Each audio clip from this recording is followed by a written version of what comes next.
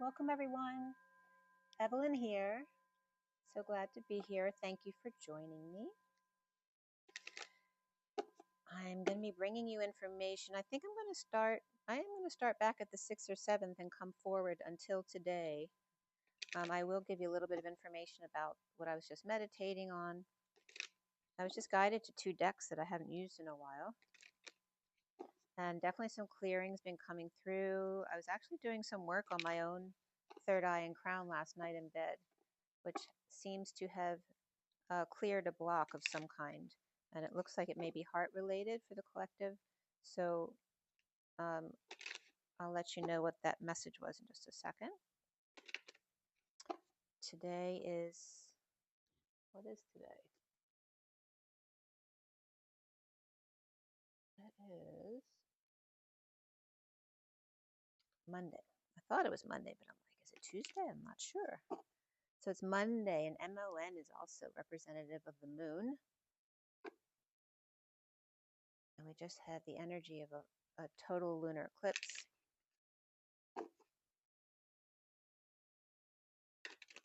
As we move into the spring equinox,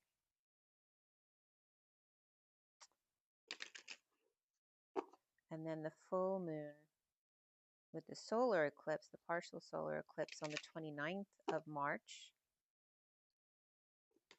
I also have a party that day. Nick at Night was just coming up. All right, let's see what comes up. This, I can't remember the name of this deck. It's got all of the elements and the astrological signs and the planets in it. This is the back of the deck. I can't think of the name of it off the top of my head.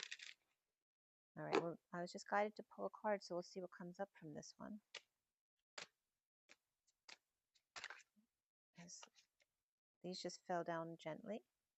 So we have Jupiter with Virgo, right? Very interesting. Because it was just the full moon in Virgo. And actually, I was just looking up aspects of Jupiter for this month, and actually the year was coming up. And the aspecting specifically I was looking for were Jupiter-Mars aspecting. So I'll bring that up because I did write that down.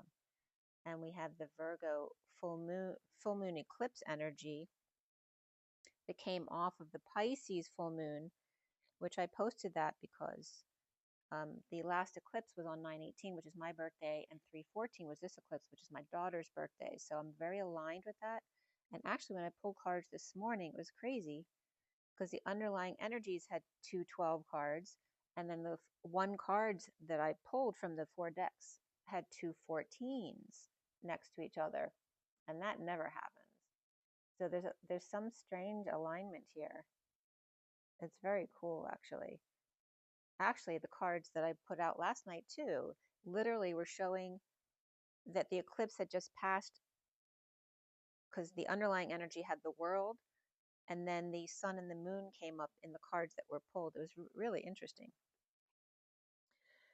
All right, so we have Jupiter, which in this deck is number 18. And you might want to look at the energy of the being there. It's interesting that they have white in their hair because that's one of the messages I got. And then this one's number 6. So 18 and 6 is the moon and the lovers, which is one of my messages I just pulled yesterday or today, had the 18 and the 6 as well, which is the romance of the moon and the 6 of the lovers. And there is a man and a woman here, and they are kind of like superheroes, right? June 18th may be coming up for some as well. And there's 2 other cards right next to those 2 cards that kind of want to come out. They keep kind of falling out to be seen. The underlying energy is the 23 of the King of Wands and fire. And that looks like a firefly right there, right? With a lighted butterfly as her hair. Her hair. Oh, interesting. Because hair is a, they were showing me last week the relationship of hair, you know, the cilia in the body, but also the hairs on your head and your body that stand up on end because there's an electrical connection there. And they were connecting that to the nadis, which are the energy lines. Like when you do Reiki, that would show the wavy energy lines that are going on in the brain. And there's this connection they're showing me today between the electrical lines and the water and the stimulus of that. And I was actually guided to put some water in that cup with the stones where the purple light is. So the romance of Jupiter and Virgo here, and Jupiter's of expansion and benevolence, and Virgo is about purifying that. It's like he's, that's a big expansion, right? And she's saying, no, no, no, you have to wait a moment.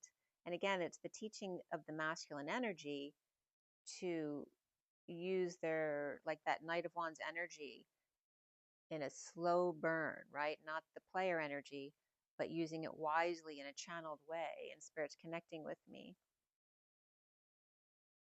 Okay.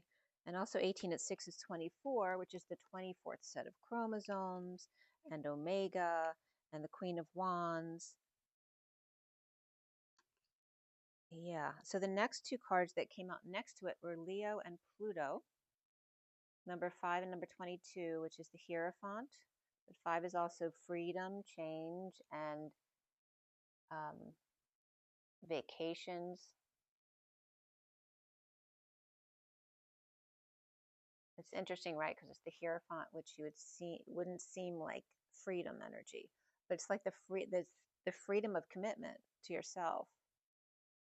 And the Hierophant's all about societal norms and traditions. It could be religion. It can represent God. It can represent the all boys club, right? Because it's all these men in servitude to the one. So, and Pluto is in Aquarius now with the 22 of the Fool, which is also Aries energy. So we have Taurus and Aries and Pluto in Aquarius, which is the axis of Leo. So it's interesting because Aquarius, we have a lot of fixed signs here with Leo, Aquarius, and Taurus. So Scorpio would be the missing, where's Waldo right there. And I'm getting Pluto the dog. Animals are coming in big this morning. And Leo the lion. Look at that. Leo the lion and Pluto the dog. The lioness. And here's like the dog star. It's all white. And Pluto isn't a full-size planet. It's not really considered a planet. And again, the dwarf stars are coming up as important. Like Sirius B is a white planet, but also those stars that we don't focus on normally because they're not the biggest and brightest, right? Those, and again, the energy of those who haven't been the biggest and the brightest now coming to light. They could be a little bit odd. They could be a little bit odd, like a cartoon character or a superhero in disguise. Okay. So there's that, and Spirit's still connecting with me big on that. And I uncovered another deck, which is a double deck. This is the Lenormand Reverie and the, shoot, I'm not remembering, I haven't used these in a while. They're both the same author, but the Reverie and the, I'm sorry, I'll have to write it down later when I figure out the names. My brain's not always very good at remembering those. Rider-Waite and Kipper. There we go. I was just asking my guides. So Rider-Waite and Kipper deck. And we have this energy of Cancer and Gemini, right? So that was coming up with my cards as well. So the timelines of Gemini into Cancer, which is, totally, well, the end of May, perhaps like Memorial Day,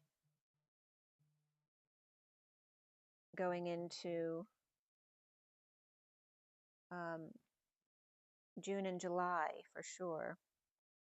And we have Leo here too. So I'm not getting like, and Virgo's here too. So June, July, and August, big summer months here of benevolence and Pluto, right? So it has to do with the world. But we also have Virgo and Leo here as being in the spotlight of benevolence and this new world of Pluto. like the white dwarf planets as opposed to the regular planets.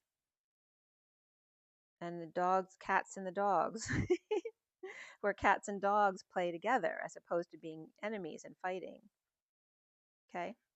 Cats and dogs. Cats and dogs.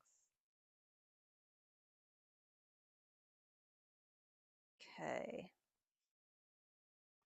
Now let me move these guys here.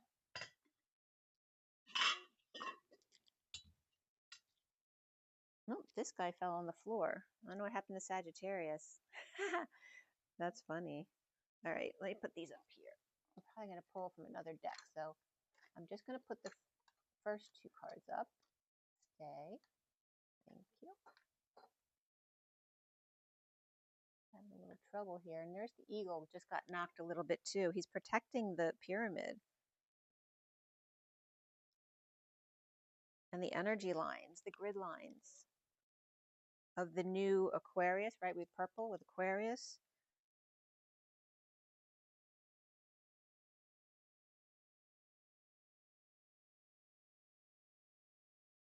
It's like we're not focusing on the Aquarius, Pluto, Leo connection right now, but it's there in the underlying energies, right? Because we have Pluto as the outer planet representative of the collective.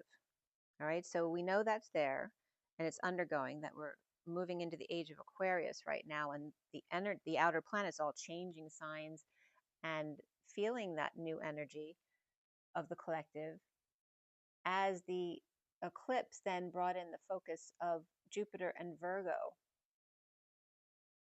And something I posted for that prior to that date on 3/14, which is Pi Day, of course, was the dark side, the hot side of Virgo, right? That people don't normally see, right? They see Virgo as the purification sign, or the energy of daily, day-to-day living and kind of boring things. But this was coming up as a different side of Virgo, the hot side of Virgo and Jupiter. And also, what was just coming up?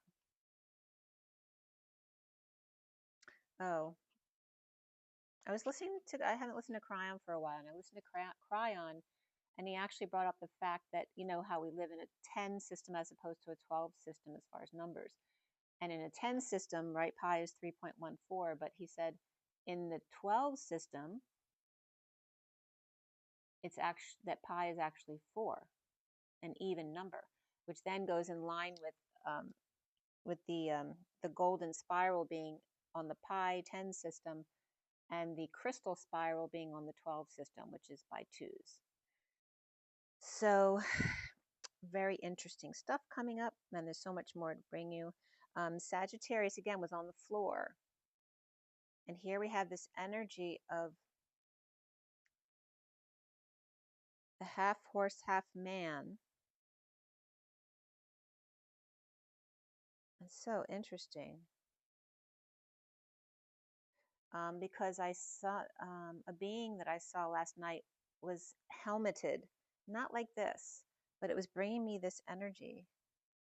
And Sagittarius has been coming up a lot, not just this week, but like all this year, and even the end of last year. There's been a lot of Sagittarius being highlighted here. So let me pull from my Lenormand and Kipper decks here and see what needs to come up for you guys. So when I was meditating just prior to your video, what came up was I first saw a window with 2 panes in it, which was interesting because I just opened the front window. It's only the second time I've really opened it because it's spring and it's nice out. And last night I ended up cleaning the screen, not the screen, the glass door for the cats out back who always want to see Teddy. And then I was getting through the window. They were showing me like an arrow, but it wasn't like a straight arrow. It was like a weaving arrow that made its way through this window, and it was like coming in my window. And it was represented by the purple cord, because I was using some elastic last night, and I was looking for some better elastic, which was clear. So it looked like this cord energy. The arrow running through it, the window, but the arrow was like the clear elastic cording And then it took me to the purple lights with the open window. And then I cleared the back door last night. And that's for Lovely. So Lovely and Teddy are now like best friends, the cat and dog. They're so cute together. I mean, Teddy's still too aggressive sometimes when he's playing with Lovely, so Lovely will run away. But he cuddles with him and he goes underneath him, and it's really sweet. So Lovely's full name is Lovely Ia, is what I named Lovely. And then I saw, after the window and the arrow, I saw two hearts that were in green light. They weren't green hearts. They were lit by green light. They wanted me to distinguish that. And they were entwined, two hearts entwined, so outlined in green light. And then those two green hearts, which green is the healing heart, right? Green is the healing energy. And then they turned into two green apples, which is the torus, or the toroidal field. And getting a green light, I'm getting now reading it, that a block has been cleared for the healing energy to flow more freely. So there's definitely been something cleared, and I didn't talk about it, but I went to Waikiki with my brother for a week because I knew there was some grid work or healing I was doing down there, and Spirit's connecting with me. And it was beautiful. Of course, we had beautiful weather. It was perfect. And we did a lot of stuff. We took a helicopter ride around the island, which was, I was okay for the first 10, 15 minutes maybe. And then, my nausea set in. And I've been on a helicopter before, and I do get a little nauseous, but it wasn't bad. But this time, oh my God, I wanted to die. It was like, getting really drunk and the spins just before you vomit, but you want to vomit so bad and you can't. That's how I felt for like 20 minutes on the plane with 6 people, not wanting to throw up because there's other people in the helicopter, and the belts from the helicopter are right next to your neck, right where you don't want your neck to have pressure on it when you're feeling like throwing up, because it just makes you want to throw up more. But anyway, so I couldn't stand up for like 3 hours after that. It was literally at the helipad for like an hour with my brother, just because I couldn't walk yet. And then the cab driver was really nice, letting me lie down in the back seat until I got home. But yeah, it took me a good 3 hours to get back on my feet again. So there was this disorientation energy trying to knock us off balance, and just allowing the process to get back up on your feet again. I also went whale watching, and I posted that on my Instagram for those of you who watch that, and some shots from my helicopter ride. And I did another vitality session, the deep breathing breath work session with Vitali, which this time, this is my 3rd time I did it this year. And I thought he wasn't going on tour anymore. And when I saw it in Hawaii, I was kind of excited to be able to do that. But then right after I booked the Hawaii, he booked a mini tour coming back into the States. And he was in Philadelphia the week after that, which of course I didn't go to because that would have been too close. But the first 2 times, a lot of personal stuff came up for me to clear. And then in September, my 2nd time, that's when Mother came through and ranted for about 5-10 minutes to the group of 100. There's usually about 100 to 200 people there. And this time, there was a little bit of personal energy that came through for me that was just beautiful regarding my children, which was so precious to me. But most of my session was doing some group healing work, and it wasn't the Divine Mother energy that I was getting from September. It was more of a gentle energy of Kuan Yin, but Nin Hersag was also coming through. I keep getting a lot of Japanese and Chinese energies coming through, and there was so much compassion coming through for the Divine Feminine to say no, no, no, to know her worth, to know her knowing, right? To have faith in herself. So let's see what comes through with this deck. Why did they want me to pull from these 2 decks? Let's see here. Oh, a whole lot just dropped. And what was left is the flower. And the flowers came through in some messages I was just pulling from Google Translate. And here we have the King of Swords and the 30, which is the 4 of Wands. The energy of the Knight in union. And look at the window, right, with the door and the calla lilies, and Excalibur was coming up. So here's this Excalibur energy of King Arthur with the calla lilies of Excalibur. And then the 30 in this deck here is actually a castle, which is over there in the recent past, the Four of Wands. So King Arthur's definitely coming up here.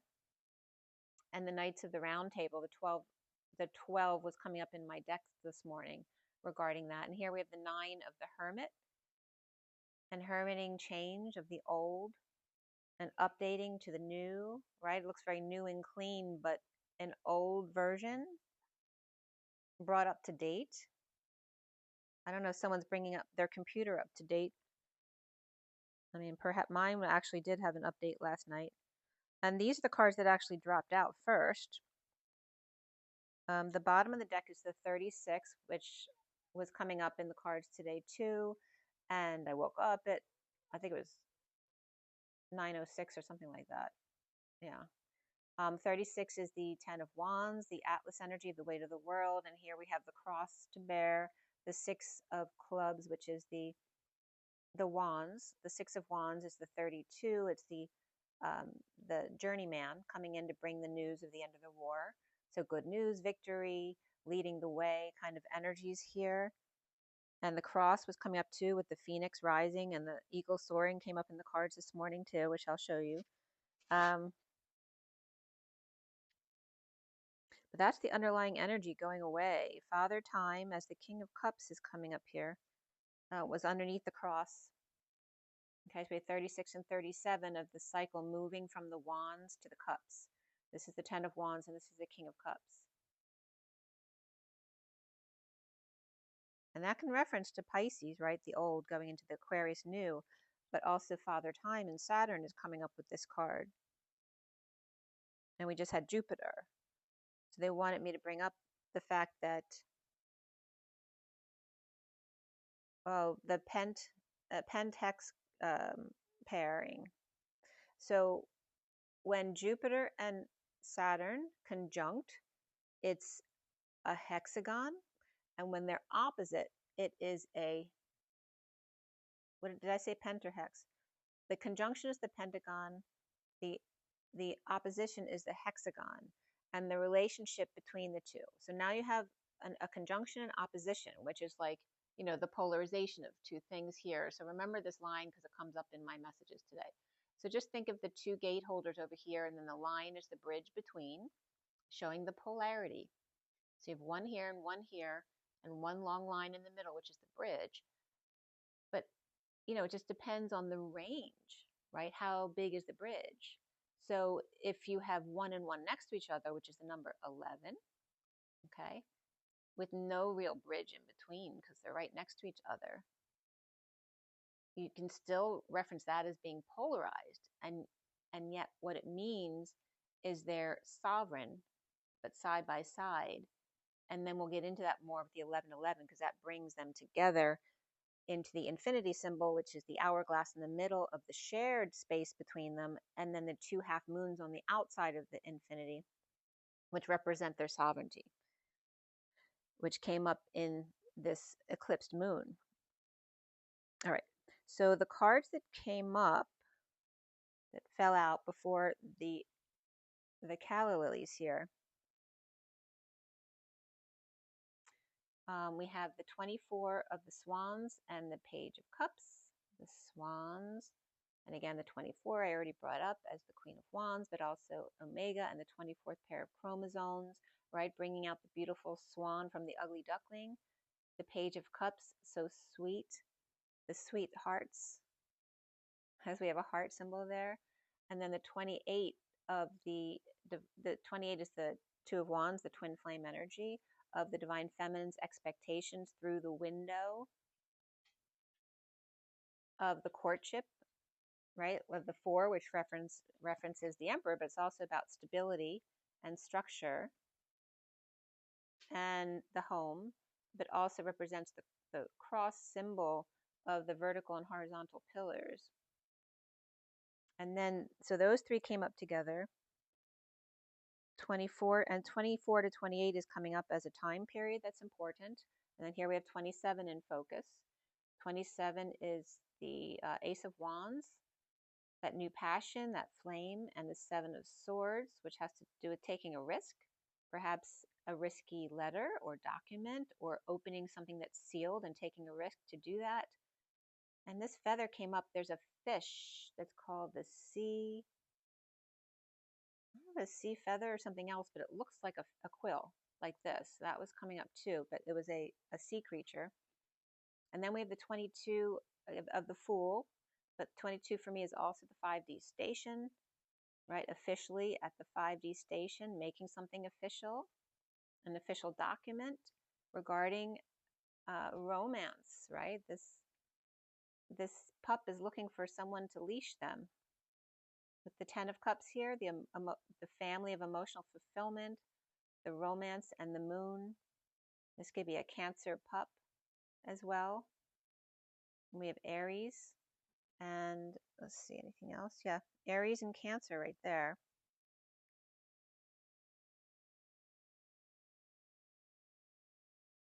And it's giving me that energy too of the Emperor, because the Emperor always comes up with the Page of Cups, like his sweet, innocent child inside, right? The last person you'd think is like this inside, and that's coming up as the Emperor, the sweetheart. Really beautiful energies here. Wow. Okay. So we have these. This is the Empress kind of expectation, the divine feminine, and here's the divine masculine, right? Asking, like going into his heart to profess his love.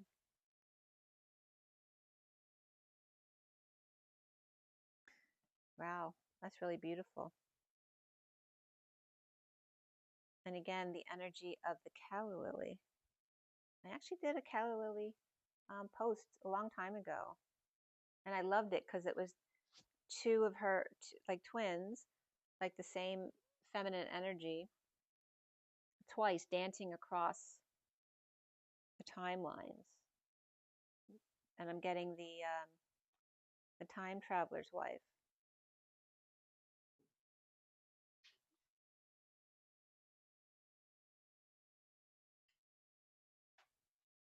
The union,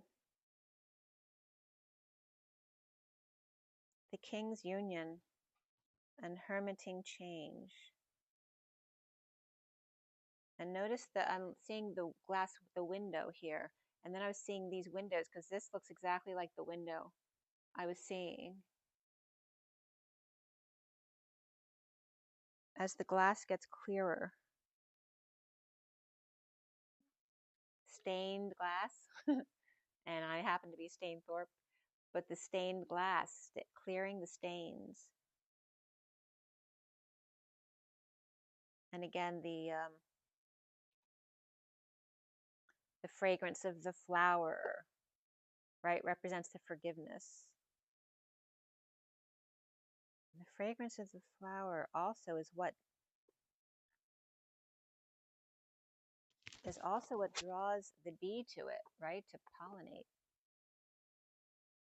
So forgiveness is coming up as big, of course, which always is. Okay, so I want to get into my messages because there is a lot to bring. I wasn't expecting to have that much come out right away. But I do want to roll the die as well. So, was there something else? Okay.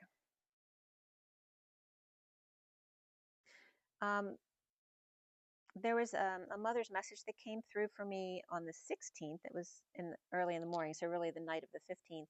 Nakina Hana Hala. And then it was, when I translated it in Chinese, it said that Kina Hanahara. So I wanted to analyze Hanahara to see what was coming up. And also Kina, with a Q, in Mayan is China. So again, China is coming up significantly, as well as Japanese and Arabic. I always go back to Arabic. It translates most language really easily if you can't find a language that's translating what you're trying to translate. And what came up in Japanese was the flower, that it means interesting flower belly, or Nun, flower stomach. And then I was looking up Hana. I was looking up Han-aha because in Chinese it came up, Han-aha people came up under Chinese. H-A-N, like Han Solo, which Han Solo also came up, and Allah. So Han-Allah people came up in Chinese. So I didn't find any Han-Allah people, but I did find Hana-haki. So Hana-ha-ki, one word, which means in Japanese, a fictional illness bearing unrequited love and coughs up flower petals until they die or until their feelings are reciprocated. Very interesting, huh? And then in Mayan, it means danced there, no harvest, and movie desert. And I was getting the English patient first as far as the desert energy when it said movie desert, but then I was getting dirty dancing, right? You're in the desert dancing and there's no harvest. And then and dirty dancing came up before this. That's why it came up for me. It came up yesterday. And I was getting that nobody puts baby in the corner because Babylon had just come up. No one puts Babylon in the corner. Oh, that's interesting too, right? Because Egypt is like a corner. But I was also getting the borderline of Eastern Iran as a connection. I'll have to get into that separately too. San Francisco came up as the Golden Gate portal of the 3D. And there's this energy of Shasta there, of course, just above San Francisco. But when I went to Hawaii, they were showing me the portal of going there to Diamond Head, literally came through. And then what comes out on the other side. So I wasn't sure if it was the parallel of San Francisco or the parallel of Hawaii. The equal distance from Hawaii went to another island, which I did write down, and I'll bring that up.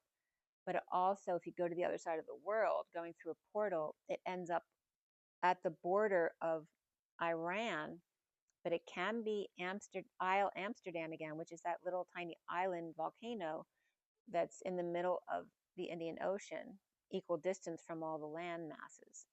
But it also could be some other areas, which I'll bring up when I get to that page. So let me roll the die, because I could keep going. There's so many messages that have come up.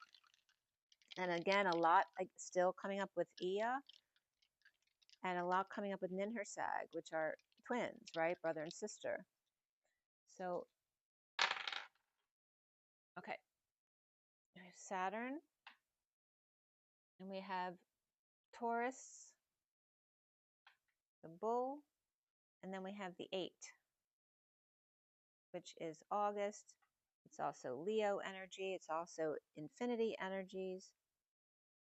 And Saturn, again, is coming up as the King of Cups here, as the timekeeper, which is Kronos and Saturn. And then we have the 8 of Leo. So normally Saturn would be Capricorn. I can't remember what Saturn's in right now. But for some reason I'm getting watery energy. But I don't think it's in a water sign. I don't know. But I'm still getting watery energy either way for Saturn. Right? The loving side of the Saturn's a very strict fatherly kind of energy, but it's becoming more loving energy. And then here we have the 8 of the Leo father, who's very fun loving and, you know, like a kid who loves playing with children. And then we have the energy of the Taurus, who's more stubborn in the middle. So here's all these fatherly energies coming in. And I'm seeing the 9 over here of the Hermit. And here's the Aries horns and the moon. Aries and Virgo. And Leo, which Leo and Virgo came up already. And then Taurus came up too. And then Saturn with the King of Cups, which is also unconditional love. And 37, which is the 3 keys of alchemy as well, which is the end of the year. That's The 3 keys of alchemy is like graduation at Sagittarius, and then Capricorn, Aquarius, and Pisces are the 3 keys that you have to pass once you graduate to become the alchemist. So I'm going to go back to the 7th when I returned from Hawaii. And there's just a few, I have to go back to the beginning because there's energies around the pentagon and the hexagon pair that came up, and I need to allow you to see the unfoldment of that. And let's see here. And on the only thing, there was a message I had done on the 6th. The only thing I want to bring up from that are the numbers that came up, which were 777s and 333s, because in another read I did a couple days later, again, the 3s and 7s were coming up, which is that King of Cups that I was just mentioning. But the code line on that message was about the wise Queen of the Sea and Night Key, and the Queen of the Night was coming up. The heart seeing the love union, the wise Queen of the Sea and the Night Key, and the 70 of the chariots, and the chariot is 7, so it's that energy of the chariot with source support. And in the card, 70 is the 2 of Pentacles, right, the juggling act. But the energy of the chariot of the planet and her children, or Sophia's children, her sea children, right, because the feminine is the primordial sea, and we have the Queen of the Sea here, and the Queen of the Night, right, she's the nothingness. And Neith had come up the other day. So when I went back to review my notes, Neith was coming up here. And Neith is Athena, which is Lady Liberty. And again, if you don't agree with that in your perspective, that's fine. But this is what comes through for me, which resonates for me. And she's coming up as also the Queen of the Nile. So here we have Cleopatra as Queen of the Nile, but she wasn't coming up here. And she could be Neith or Athena, I don't know. But Neith was definitely associated with the Nile, so that energy of Neith. And so much stuff will come up with Neith in the past couple days, and we'll get to that. But it was also coming up as night 7, right, the day of rest for the chariot, for the sea children to rest and wave. There's the energy of the waves coming in to allow the flow and rest. Rest, my children. Allow yourself to flow back and forth and not get sick. She's been being funny.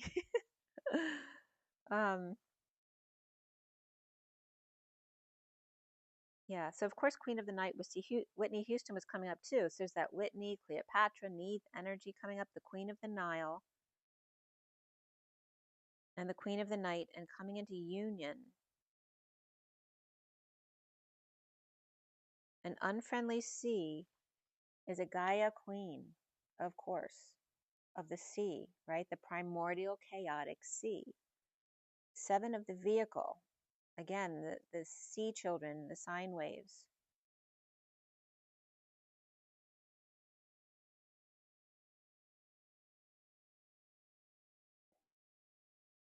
And the 6 of Cups was coming up there too, right? The innocent children.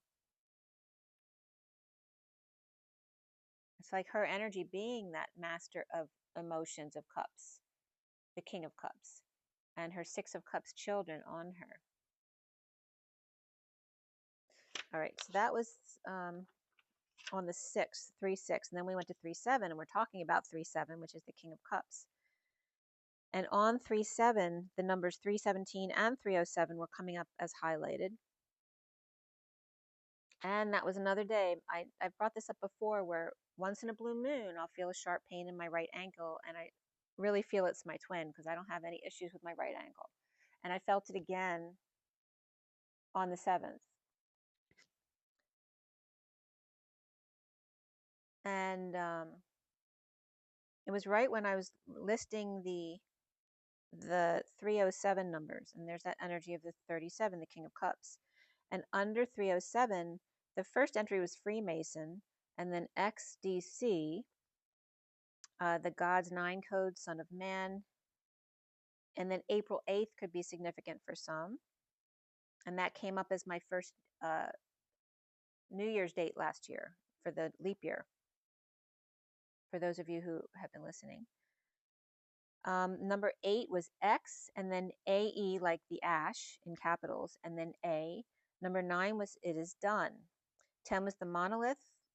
11 was I am the Lord, and then 12 adrenochrome came up again, and that hasn't come up in a long time to be seen. And as I wrote adrenochrome was when my right ankle had a sharp pain. And actually my daughter's been experiencing right ankle pain too. Number 317, the first entry was Robert. And Robert came up as someone's name today, but Robert Plant also came up. I think that Led Zeppelin's on tour or something. Aphrodite came up. So there's that energy with the Queen of the Night type of thing. Birthing code, scapegoat, demolition, temple faith, light bearer, bridegroom is number 8. Antares, bloodline of God, and number 17, which is today's date, was the female goddess. So again, this female goddess is coming up as the goddess of the night. And then 18 was sparkling, 19 was Morris code, 20 acceleration, 23 was blues, and 26 it all aligns.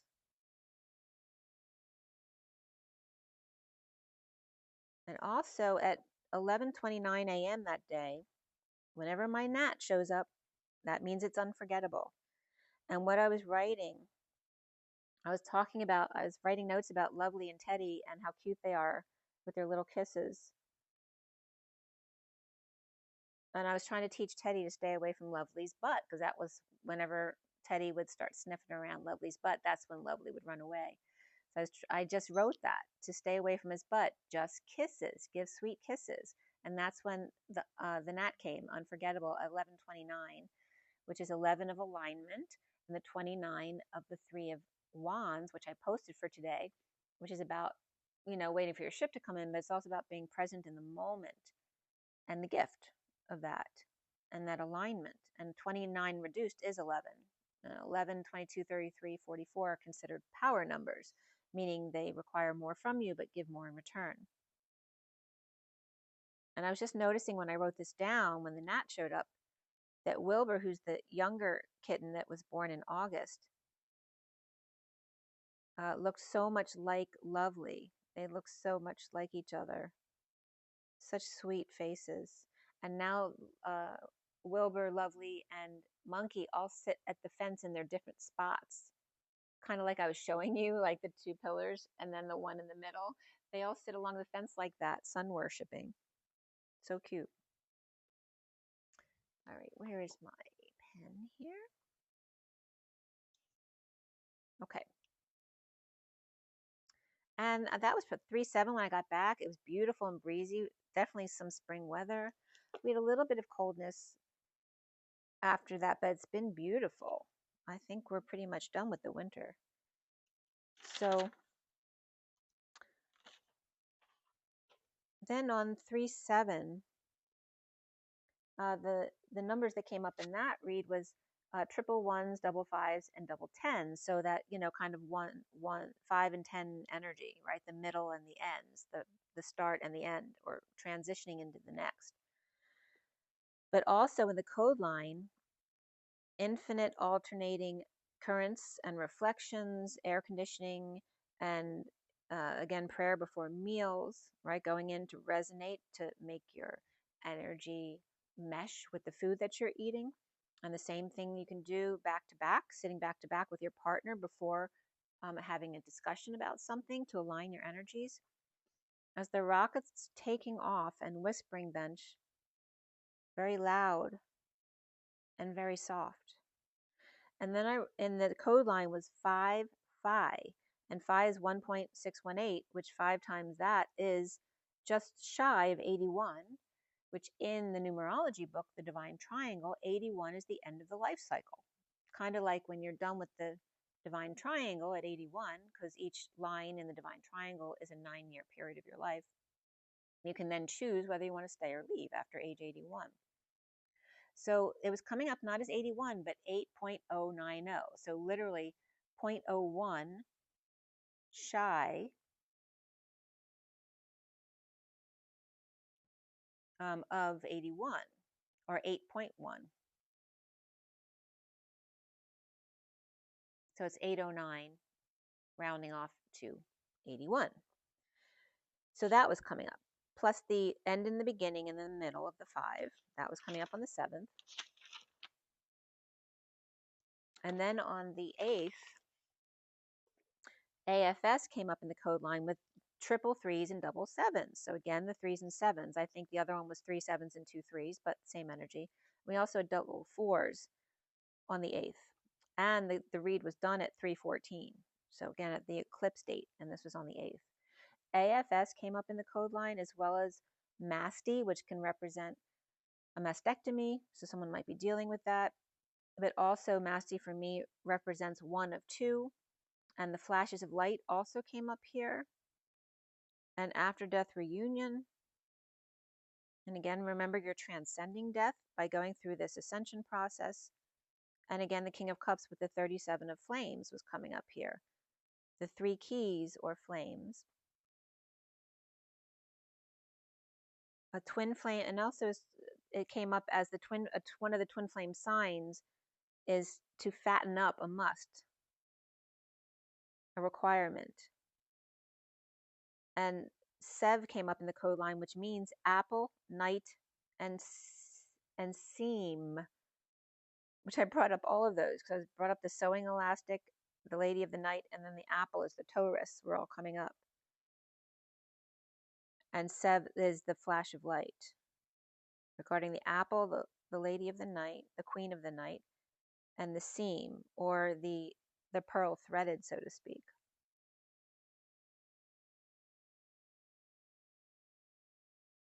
And I posted Unforgettable that day. So a lot of miraculous kind of energies coming in here. All right, so on the 9th of March, I don't know why you need to know this, but they were just bringing up the 9th. My daughter was born on 3/14, but her due date was the 9th, so she was 5 days late. There's that 5 times phi again. All right, let's see, on the 9th. And I posted some notes on metaphor. This was one of the Instagrams I posted if you want to check that out. It was really cool the way it came through.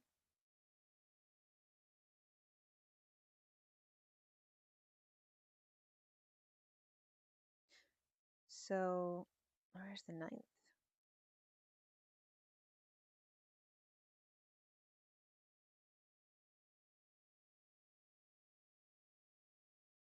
Oh, that's going the other way. Okay. So here is my first message of the day. For those of you not familiar, it's the underlying energies here. And I usually pull 3 cards here unless more want to come out organically. And then any extra cards I'll put at the end and use them for numerology purposes and to finish the storyline for each deck. All right, so we have the Nirvana deck here. Sorry about that. The Medicine deck here. The Fortune's Oracle here, and then the Journey of Love down here. Okay. All right. So I pulled these on the 9th at 11:58, 12, 12:01, 12:02. And the underlying energy for the Nirvana deck was Deja Vu, and the first card out was Liberation. For the Medicine deck, it was the 14 of the dog in the underlying energies and the 25 of the fox as the card that came up, and both are very Sagittarius energies. And we have the dog and the dog. Fox is like a dog. And then we have the Fortune's Oracle with the underlying energy being the 1 and abundance, or the magical abundance, or the Empress. And then the card that came out was the 25 again, so 2 25s as the Phoenix. Again, the Sagittarius energy of why did Sagittarius fall on the floor?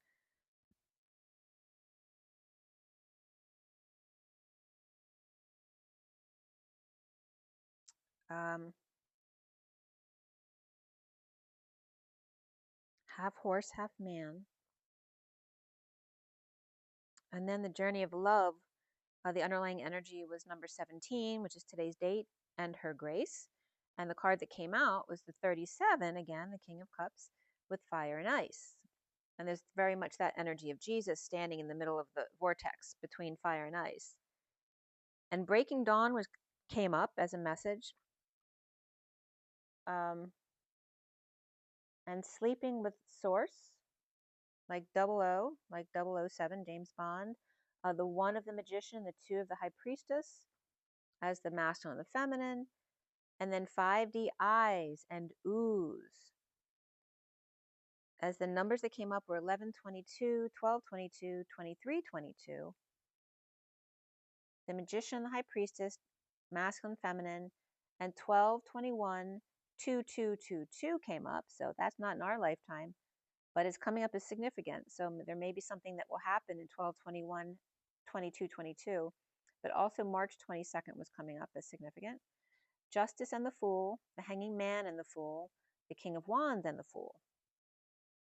The Truth and Balance and Alignment hanging out, perhaps the King of Wands and the Fool.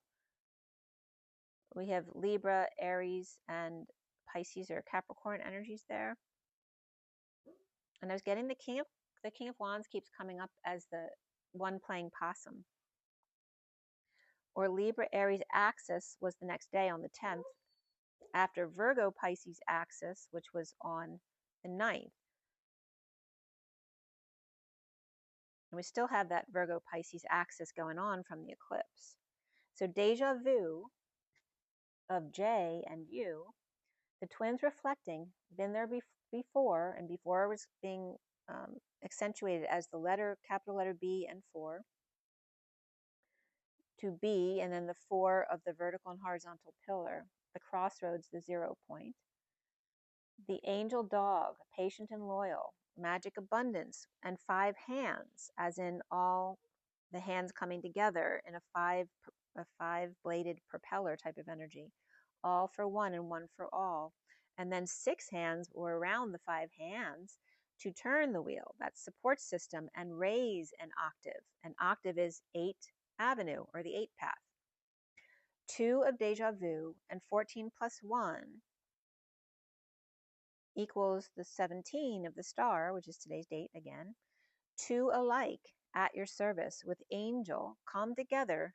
So it's this energy of the twins coming together with Jesus to come together to energize the wheel. The 5 being the middle and 6 around. But also remember, you always want to stay just on one side of the middle, to the light of the middle, right? If that's your perspective. And that's what 6 represents. So 6 is the middle, and then the 6 people around, and 17, her grace reaching out, and her light seen by he on the other side, Lady Key and Lord Key and Sir Eos. So the twins are here. I didn't even notice that before, but here the twins are being represented by Ea and Ninhursag, his twin sister, and then Sir Eos literally means Sir Jesus. The twins, top dog, magician and her grace, and Di Gamma, God, and Gamma is the twin flame energy, right? The gamma rays coming in, very strong rays, and then magic grace. As I was changing the letters into my symbols, which came up as pi, I, capital C, little t, which is the little t leaping to big T, am ma, and this is coming up as gamma, di gamma. So di has to do with the D of the spinning planet, but also the pi symbol of sharing equally or finding balance. And the I, the lowercase I for me is the chakra system of little t leaping to big T, but not T here, because it's coming up as leaping to T, M, Ma, the feminine side here, and God is also Toi. It's 2 parentheses with T-O-I in the middle.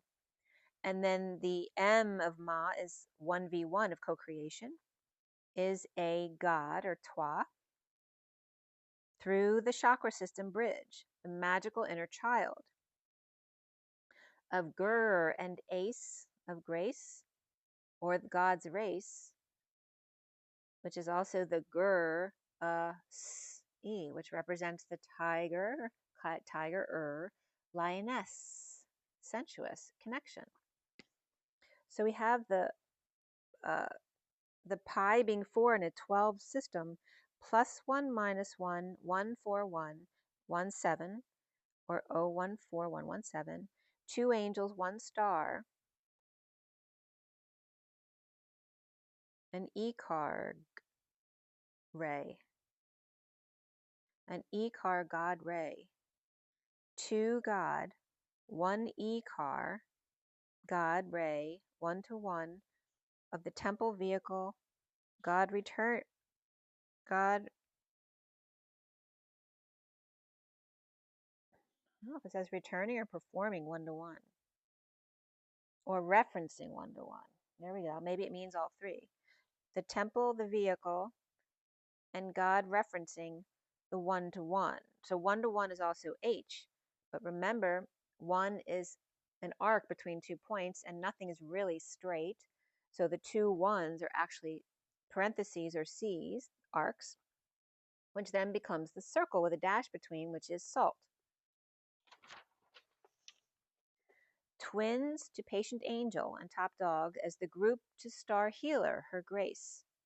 With underlying energies next at 1240, which is the hanging man and the page of cups, of discernment, prism, authentic expression of one deja vu with a soft right eye on the 3 of cups, veiled, of past, present, and future, of love and emotion, and a prism, as opposed to a prism break, which is the cracking of the white light into the array or the spectrum of light of the left eye, a darker side, cracking codes of the pyramid, the center fire, and all rainbow expressions. And then they were showing me, and it's reminding me of Saturn. Oh, check that out. I didn't even notice that. So here's the symbol for Saturn. And here's the symbol I was getting for the backwards 4. Very similar to that. Very similar to that. All rainbow expressions to this authentic expression reflecting the number 4, projecting compassion and bending light. If the white glove test is for dirt, then the black glove test is for purity, right? Testing the purity. From the blood of humanity come healing hands, and number 1 was coming up again here, and I am because we are. As you connect to the collective, you remind them to remember who they are. You learn by reading, and this was coming up from the book, and it is a quote by Shams Tabrizi. You learn by reading, but you understand by love. Tapping into your purity and wholeness, allowing the change and charge, you tap into your healing hands. The right eye projects compassion, and the left eye was coming up here as a tear of empathy.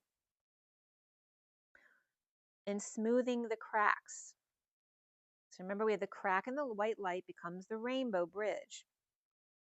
But it's like polishing the diamond, right? Smoothing the cracks. The move to 0 blade pitch. That terminology came up of facing the current head on with maximum drag in an airplane or helicopter, or whatever it's used for. The right disc, eagle intent, where the disc is flowing quickly, stirring diligently with strong emotions. And the word pris was coming up here with prism, P-R-I-S. And instead of imprisonment, prismment with an M. And left pris was coming up here, which is price or prize, praise, esteem, precursor, first settler. Housing, cross. Intending the cost or prize, esteem and praise for being first to break the light. The cross to bear and housing the cross. Living 0 point and holding it. The eyes that balance the healing hands. To have experienced something and then grounding and integrating it. To then hold that experience, transmuting through hands to send healing to others. So the next first card was liberation of greatness, weightlessness, and resolution. Of healing hands, making your hair stand up on end. a remembrance that liberates to greatness of the peacock and the Buddha. And that bird was representing the peacock in another message and the Buddha.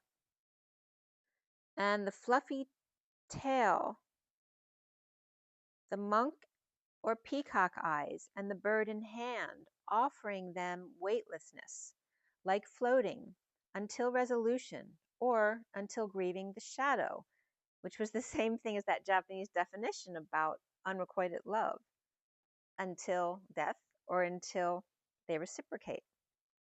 As friction can be a force for freedom and liberation, found through time and experience, finding the authentic beauty amidst the unclear and mysterious, the diamond from coal, a match to be lit, the dominoes to be pushed.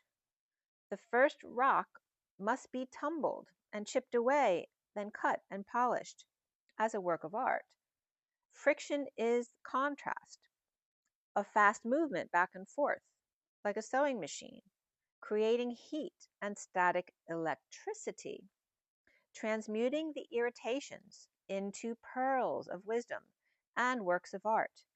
Our mental attachments that shackle through rotations of life and lessons, seeking resolution through revolution, challenging to piece together the metaphor of what is abrasive or out of focus, and faith in what will emerge with directed or focused intent. And that's when my metaphor post came up, because M is 1v1, which is co-creation, and 1v1 plus 1-4 came out to 4, 1, and 1-4, which is the all for one and one for all energy, but also 4 as pi as opposed to 3.14. So then the underlying energy of the 14 of the dog came up, as we were just talking about 14 and 41 at 321, which is coming up March 21st at the solstice, or the spring equinox, excuse me. The 3 of the eagle soaring in 2-1, the feminine and the masculine.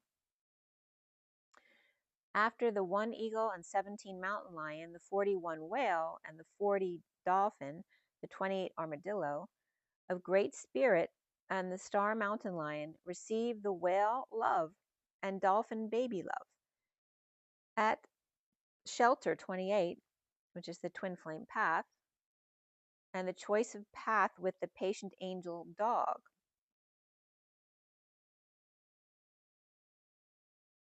And notice there's 2 14s and 28, and of course 14 is half of 28 was coming up here. The page of cups and the 2 of wands between, all for one and one for all. The magic mountain star whale. Is there a magic mountain star whale? I don't know. And the page of cups, twin flame angel, with Gemini and Virgo and Aquarius and Sagittarius here. And they're all of the mutable signs. Excuse me, 3 mutables and Aquarius, which is fixed. So Pisces is missing there. But Page of Cups is, in essence, Pisces energy. Interesting. So the first card out next is the 25 of the Knight of Wands, Fox, who sees the angel, and their hair stands up on end. And then the numbers 50 and 30 came up, which reminded me of Ea and Lil, because and Lil's number is 50, and 30 is Ea's son, I think. But the 10 of Cups and 4 of Wands came up, which 10 of Cups is like the emotional family, and the 4 of Wands, right, is the the 4 of Wands home can be construed as a castle, but also could be construed as a more humble home than the 10 of Pentacles, right? The happy family lay in wait as the rabbit died and awaiting delivery. The 12 of the Hanging Man, and then blank card for unknown amount of time, and especially if you're waiting for a child to be delivered, and we're waiting for a cat to be delivered, or multiple cats. The 52 of the Queen of Swords, Black Panther, watches closely. At 3:32, and again, there's that energy of the Queen of the Night. At 3:32 is the Empress and the Six of Wands, right? The journeyman coming in with the good news. The first card is in the underlying energy is abundance after the 35 of the wish, 28 of the snake, 31 of the thorns. The heart squared, an open book, as the wounded warrior surrenders at 28, where the snake is seeing through the thorns to the sun. So again, the snake rising through the different stumbling blocks to the sun, like my picture of the rose bush and seeing the sun through the roses. A beautiful contrast for everyone, a group celebration, one for all and all for one. As the 5 hands come together, as 6 rise above, right, the pentagon and the hexagon, and the activated heart as the snake rises, seeing the sun through the roses, magically rising. So the activated heart is like the snake, the collective snake hitting the heart, seeing the sun through the roses and magically rising or elevating in their frequency. As then the next one is the 25 of the Knight of Wands Phoenix, who rises, proposing new passion or to link. A group effort to initiate the Phoenix with Vesica Pisces and the fish joining 2 rings as the 6 of Love's chariot approaches, all lit up. That's Cinderella's chariot, all lit up with 4 horses, Fort and Knight, as unicorns, Cinderella carriage, and Prince Charming. The twin flame union with 14 and 22 together here, as this, which is the angel and the fool. It's also a higher love in the 5D station. As the story leaps off the pages, so literally the pages of the book, but also the pages of the children or the inner children, as the patient angels releasing the tension and clearing the skies. As an open book and star become the mountain and the 5D station, the snow caps and compassion in a starry night, with angels' map of intent, of Atlas at the 5D station,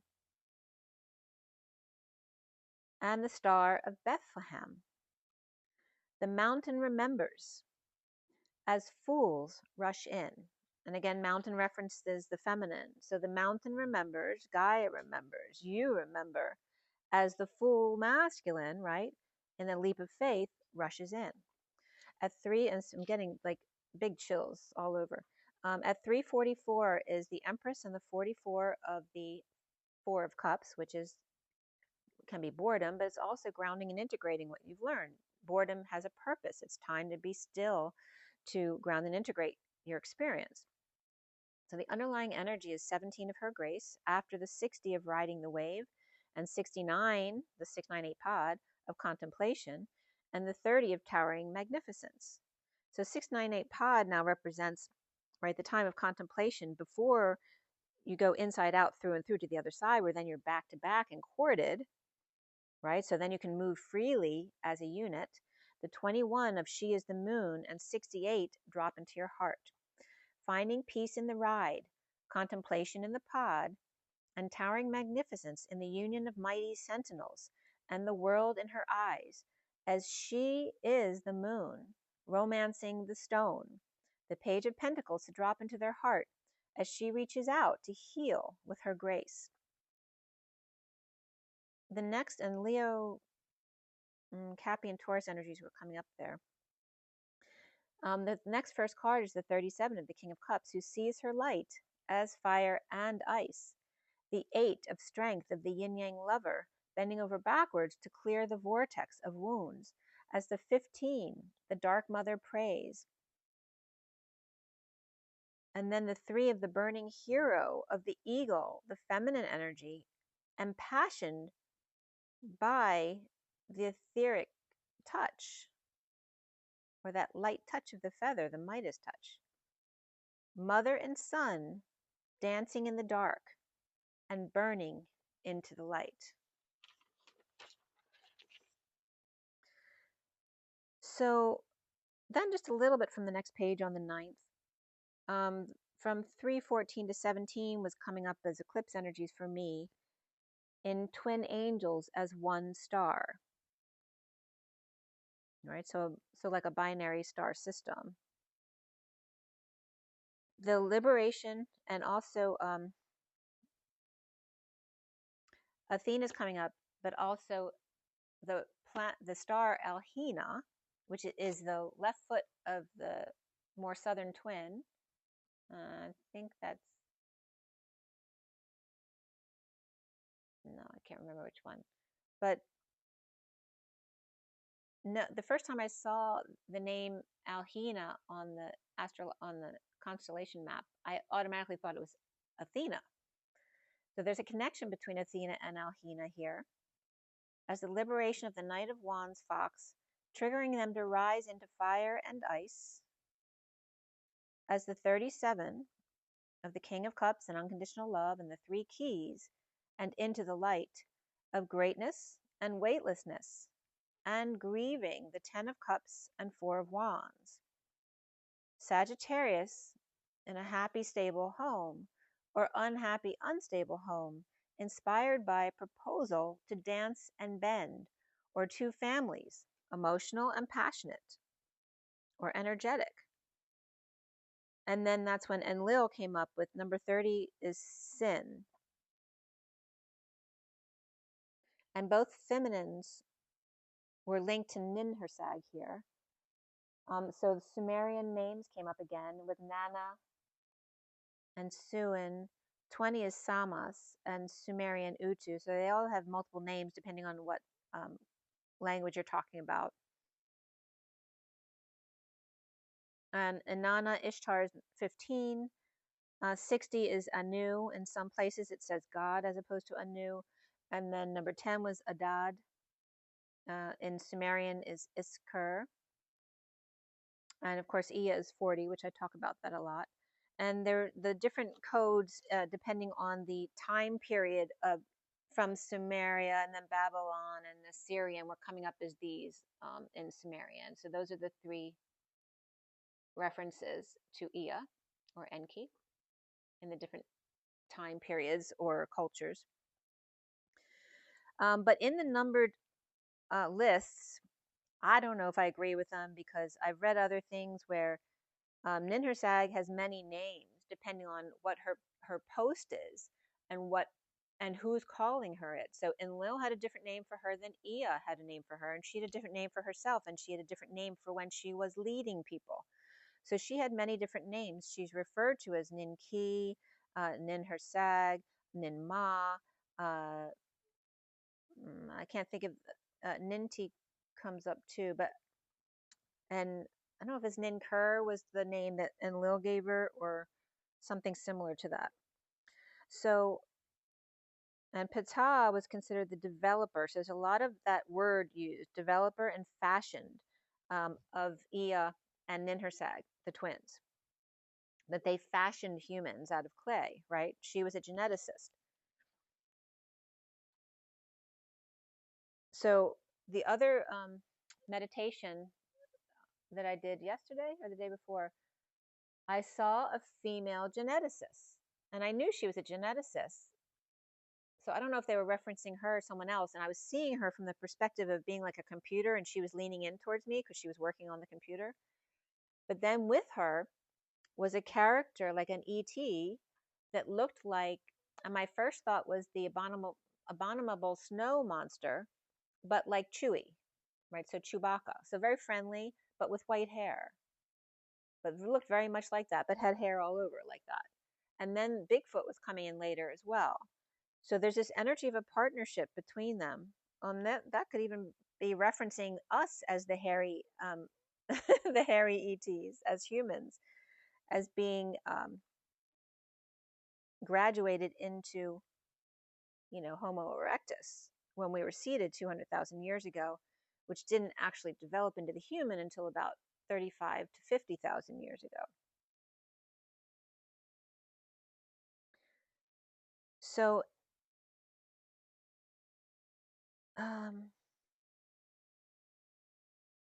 Enki So of Anu and Nama, right? He's the son of Anu and Nama. which is like Gaia energy, right? The primordial mother.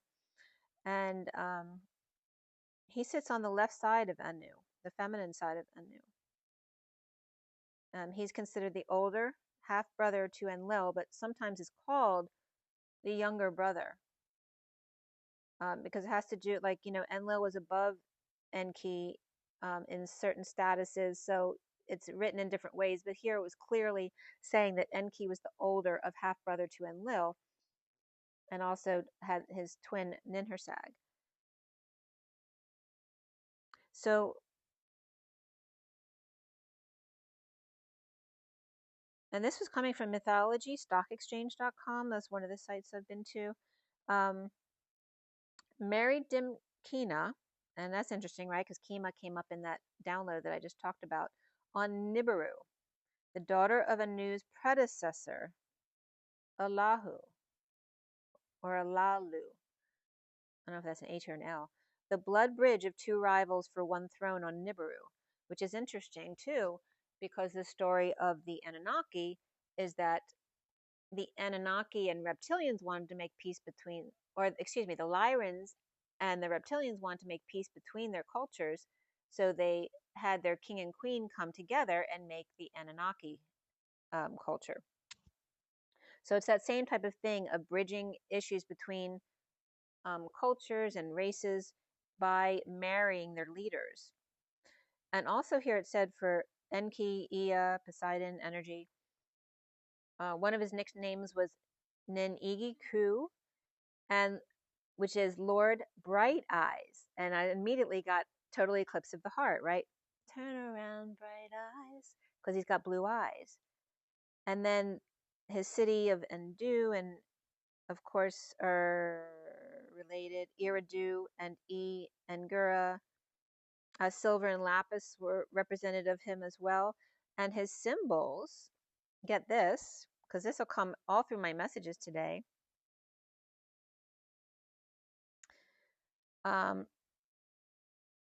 The the eclipsed sun, as I'm losing my voice, is a message of Ea.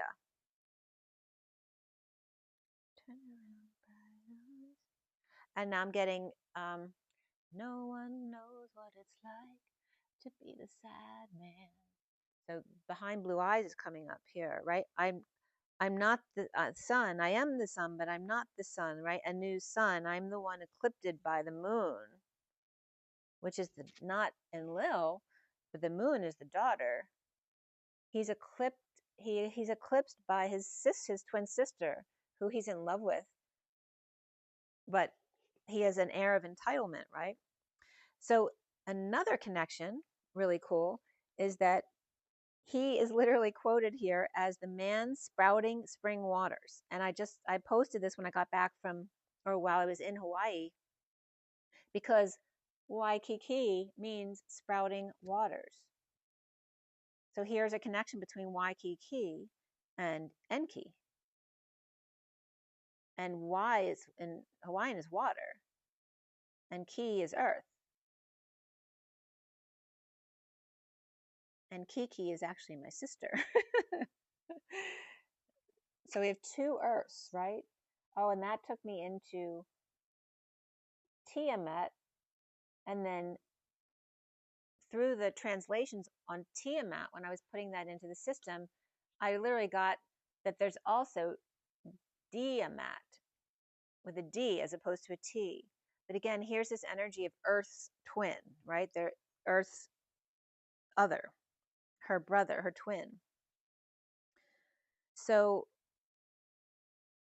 he was also seen as the ruler of the waters, of course, as you all know, with Poseidon, but the lower world, the marshlands of Iraq, right? Because the cradle of civilization became all used up and became desert. It was marshlands, but it became desert after that.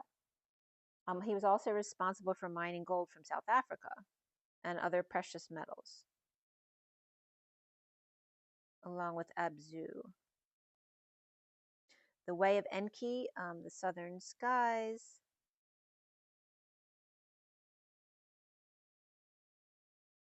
So the sprouting spring waters, and spring waters reference Pegasus as well, right? Because whenever Pegasus stomped, he would create a spring. And Pegasus is his son. So here we have the spring waters again. And so him stomping springs into manifestation.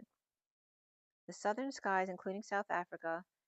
He was the first to bring animal domestication, chief scientist on Earth colony, wisest of the alien gods, master engineer and keeper of the Mies, M-E in Sumerian was gifts of civilization, and the disc records of knowledge.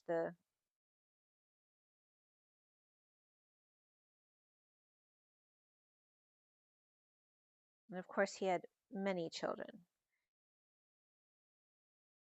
So the story between him and his sister is every time they'd have a child, he would sleep with the child until like the grandchild came and she warned the child to stay away from him, and she didn't, and he came to her, and that's when Ninhursag, was just distraught about this, and it's one thing to take advantage of me, but don't do this to our children.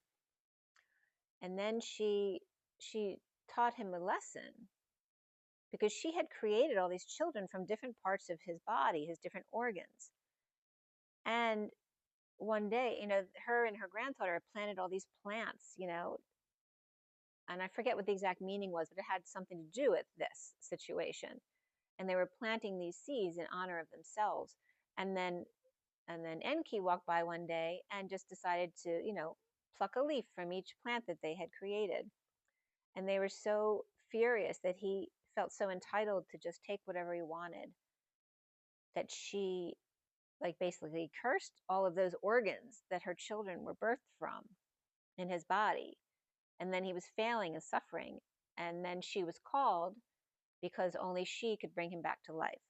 So she comes back and he learns his lesson. And then, of course, then he understands, he becomes his true self, and knows that she's his true partner. Okay. And then is faithful to her. Friction hanging out and the space between. The lover's chariot as the mother prays. The Queen of Swords and the Black Panther releasing from the mountains. As the star changes, triggered by Sagittarius and Aries, as the three of the Empress and the burning hero becomes the light, or burns out and becomes white. The eagle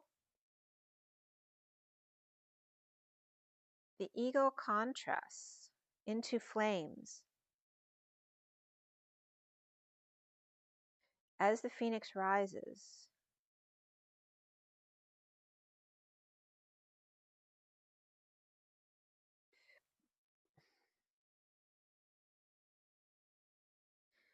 The eagle contrasts into flames as the phoenix rises, lighting up in the end. The Queen of Swords and King of Cups, as then two Knight of Wands and two Ace of Wands came up in this read. Right, the passion of the Knight of Wands, which will learn to slow his roll, right, the slow burn. Her grace and his fire and ice, dancing in the dark to burn into the light. As mother's angels take a leap.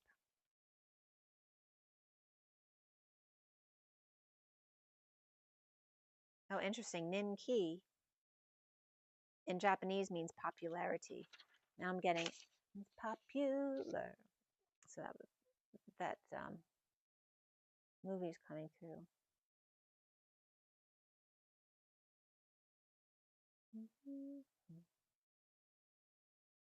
The underlying energy of the Nine of Wands reversed, and the first card out is the Ace of Swords upright. Oh, I had pulled some rider cards here.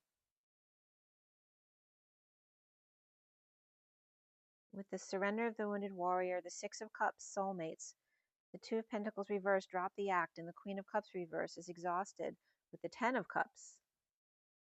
There could be death after a death here, perhaps, or just dealing with, needing to end a big cycle.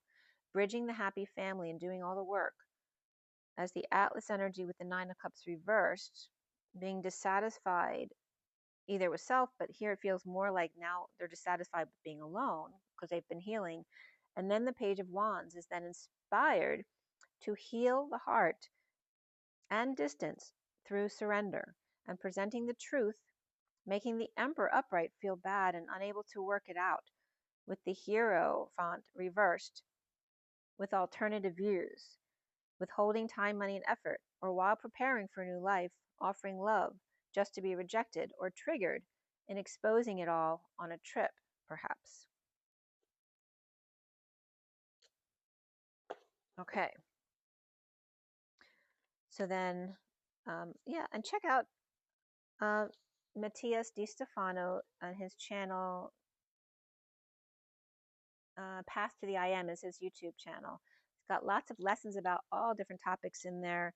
All the dimensions were coming up last week, so I was watching a little bit of that, which was very interesting. So you might want to do the same if you feel inclined. My next message, and this will go into the message that will then persist through till today. So next one is,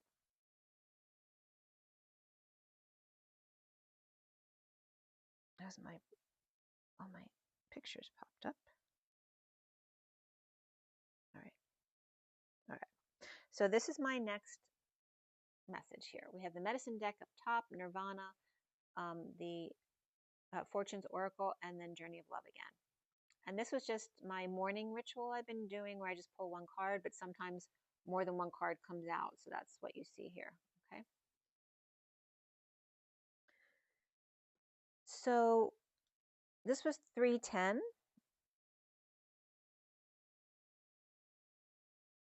And they were pulled at 215, 216, 217, 217. The medicine deck was the underlying energy of the elephant, which has been coming up a lot lately. The first card out was the grouse, number 34, with the beaver. And then the raven, ant, and coyote also came up, which are 16, 32, and 13. The second deck, Nirvana, the underlying energy was friction, with the first card out being Nirvana. The underlying energy of the third deck, Fortune's Oracle, was unity with 34. And then the first card out was 32 of transformation and the star of 29. And then also the 4 birth card came out. The Journey of Love was the underlying energy of Legacy of Light and the 53 Knight of Swords. And then the first card out was the 26 of the Guardian of the Soul family, and 26 is also the Page of Wands. So first off, the elephant right away was coming up because I always end up breaking down the elephant because elephant means gift, big gift of breath. And Ellie is also, LF, ant, is also a way to break down elephant. So LF means leaf or number 2. And then the ant, which ant is also on T, which is 1 and 2, again with the T. So the L also represents time and space. And so the upside down L was coming up here too, which is like the top of a capital F without the line in the middle, where space-time multiplies.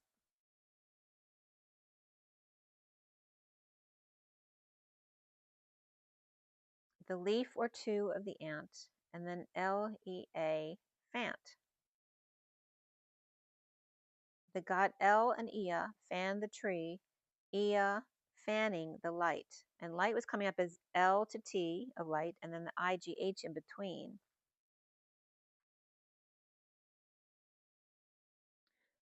The F-A-N-T means fountain or spring. So here's that spring coming up of Ea and Pegasus.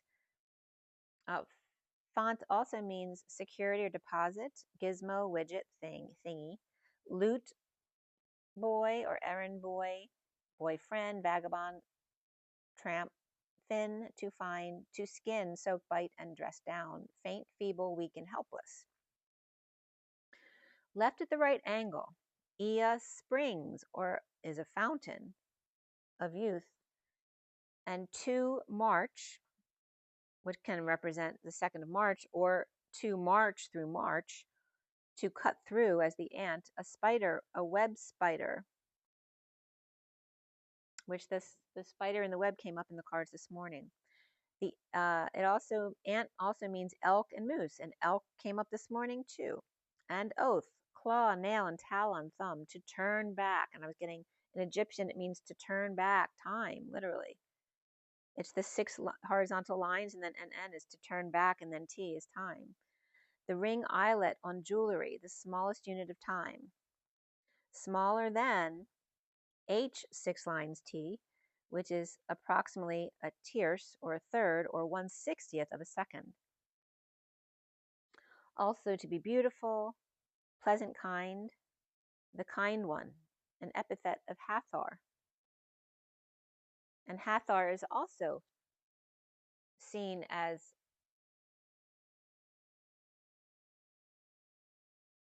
Neith and Ninhursag. And again, there's an Athena connection to all of them. Between priest duck and Mynet. And there's a lot of words that mean like mind, M-Y-N-D, which literally means what goes around comes around. So the elephant is the big gift of the pH, which is the pent and the hex. And the ant is the 1/60th of a second, or that very small, like, quantum time. The light being the LT with the IM, and the G, which is CT, the little t leaping 1 to the big T. That's light. The L of time and space, and the IM getting the little t to leap 1 to big T. And so I looked up pent and hex together because I knew I had heard something about it regarding the human body, but I forgot exactly what it was. So I found it in Jain, JAIN 108academy.com regarding sacred geometry. And I heard it, Robert Grant had talked about it, but I couldn't remember exactly what he had said. So the pentahexa, and he was talking about it from the perspective of biology versus technology, and this was from December 24, 2020, that the pent is for biology, or the human, and the hex regards crystals and beehives. That pent is related to the Fibonacci code, the 1, 1, 2, 3, 5, 8, 13, the math of living nature, and the golden spiral, and the hex is the doubling sequence from the binary code of 1, 2, 4, 8, etc. The crystal spiral also. Pent is for living, breathing things versus hex is for robots and data storage and carbon-7, atoms for nanotech.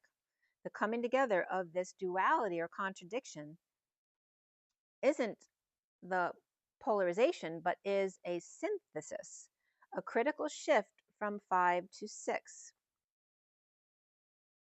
The pentahexa visible in the invisible cross-sectioning of the DNA molecule. So it is there in the human DNA, cross-sectioning. And synthesis also breaks down to sin, the C's, which is the sun, vision, sight, astonished, dazed, stunned, and frightened by the C's, right? The primordial C's of the antithesis and parenthesis, right? The pairing of the C's and the anting of the C's, as we brought up ant, the anting of the C's, the cutting. And again, the parting of the seas, that came up yesterday too, right? Moses and the parting of the seas, still as one, but sovereign as well. There's 12 in the pentagons and 20 hexagons in a soccer ball, aka the truncated icosahedron, and 1/13 Archimedean solids resembling the atomic structure of gadolinium. Very interesting, because I worked in radiology for 25 years, and of course gadolinium is used for MRI. The perfected pH geometries in DMT, an active substance called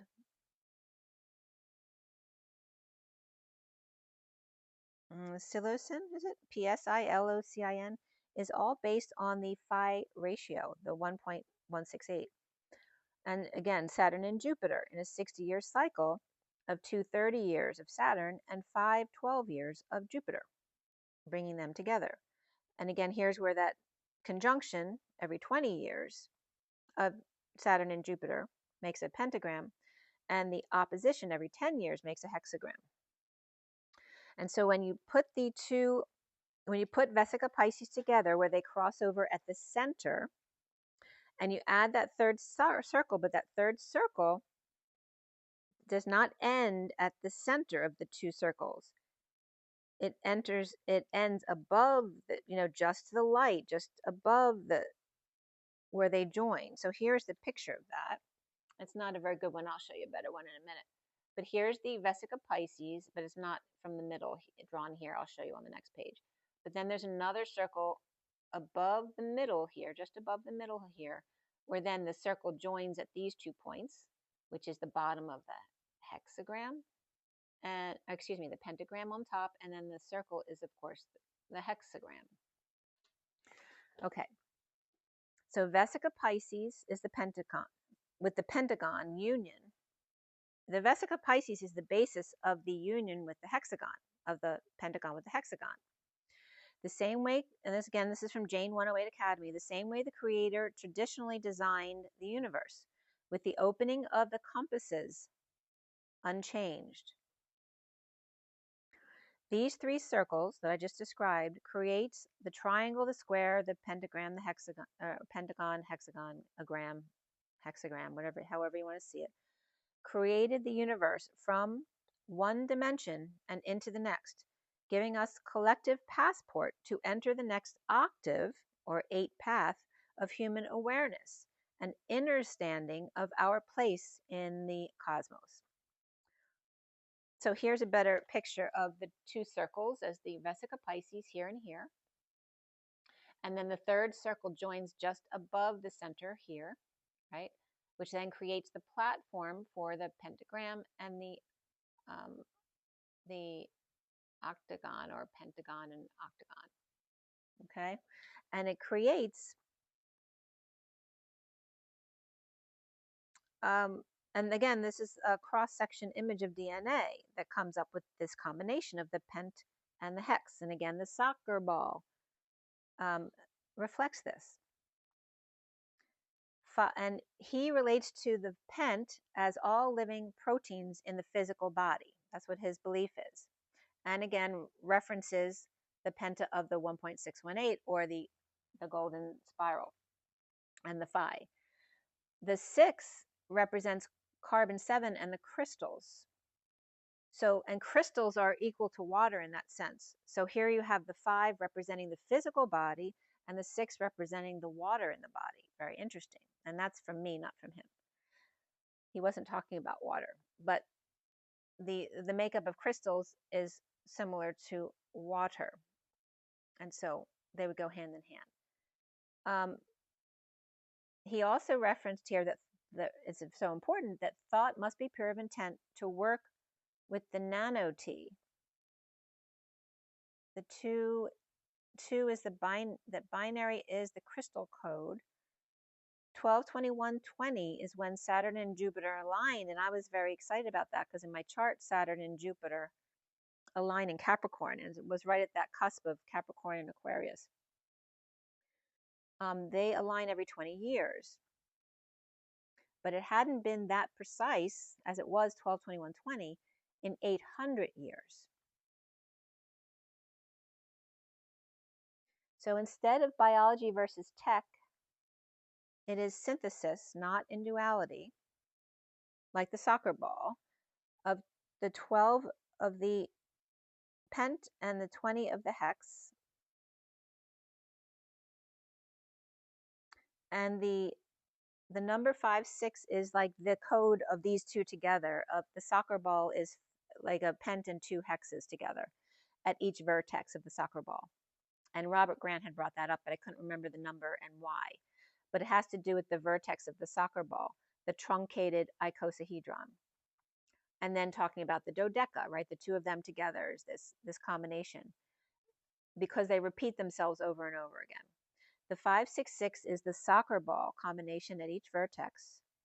And when I looked up 566 in gematria, it was in the air tonight. The 8th entry was planet fitness. 13th was March 4th, which is that 3/4 energy again of the eagle and the phoenix, but also of the empress and the emperor. 16 is the player, 17 Psyche, 28 the prophets, 32 the Pentecost, and 36 purple rain, but spelled REIGN, and then 37, which was planet Nibiru. So all our numbers are coming up again. The numbers I used, 1 is the magician, 8 is strength and infinity, of course, and manifesting dreams. The 13 of transition of March 4th, or marching forth through March. The 16 of sudden events, 17 of today's date and the star, to the 28 of the 2 of wands, or the twin flames, which is the prophets there, and then the 32 of the Pentecost, the 5 of the physical cost, and then the 36 of purple rain, which is the water and transmuting the water in your body, and the Atlas energy there of the weight of the world. The 30, and then the third, because of the 37 planet Nibiru.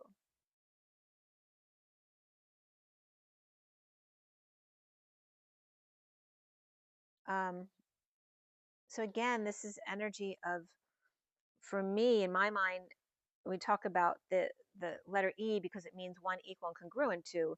And so that versus coherency, the to be polarized and yet be next to each other is to be one, is the infinity symbol is equal in the middle because there's a shared space. So it's like a third or a half of each person is mixed in the middle. So like 1/3 is together, and then they each have a sovereign part, whether it's a third or a half. But again, so when you have a range, a polarized range, remember I showed you in the beginning, the 1 and the 1 with the big long line between them showing this big polarity. But if the range is only 2 as opposed to 11, then they're right next to each other as 1 and 1. So to be polarized can still be right next to each other. It's just a very small polarization based on the range. Maybe that range is big. We don't know. It's a perspective. But it's congruent means just to be next to each other. But you can still have a polarization if the range is small. And remember, as we talked about the smallest unit of time, where we then become, right, time is not real, and that the polarity is actually all happening at one time. So it is right there, side by side.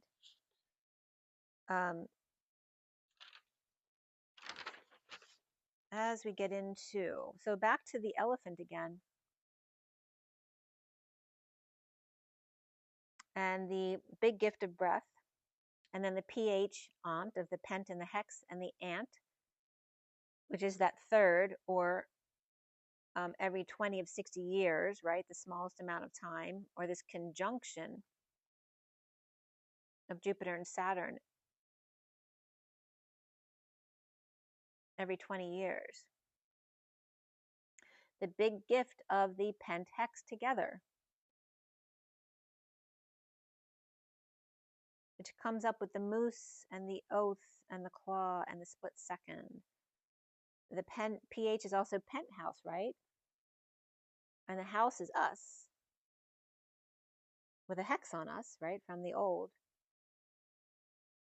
And also the penthouse, or the pentagon, right? The White House, we talked about the dwarf planets with the white, and the white sidekick of the geneticist. And X-pent is expended, right, consuming or exhausting something. And hex-pent, or HX-pent, is 1-to-1, or salt. Because remember I said ones can be C's, or parentheses, with the dash between is salt. 1-to-1 is exhausted. If hex is 6, right, and everyone thinks of 666 as devil worship, right? But it's also just 18, which is also a very sacred number. So it's about distortion of these energies, not that one is innately bad or good, but just perspective. Where the 18 is 666, the 17 is 566.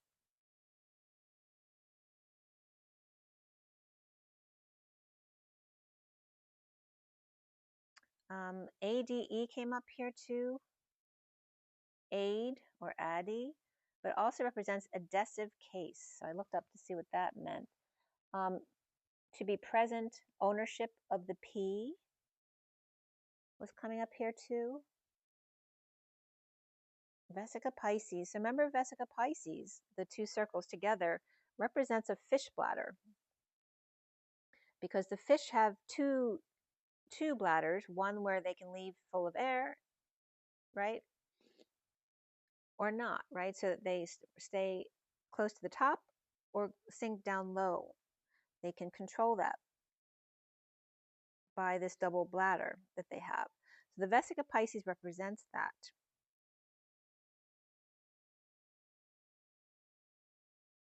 And I was mixing the letters around for elephant to see what was coming up. And pen healing was coming up. Pen health came up. Pent healing, right? Physical healing. And the hex was coming up as LAX, which was kind of interesting, right? So LAX, of course, is an airport, but LA is angels, the angels crossing.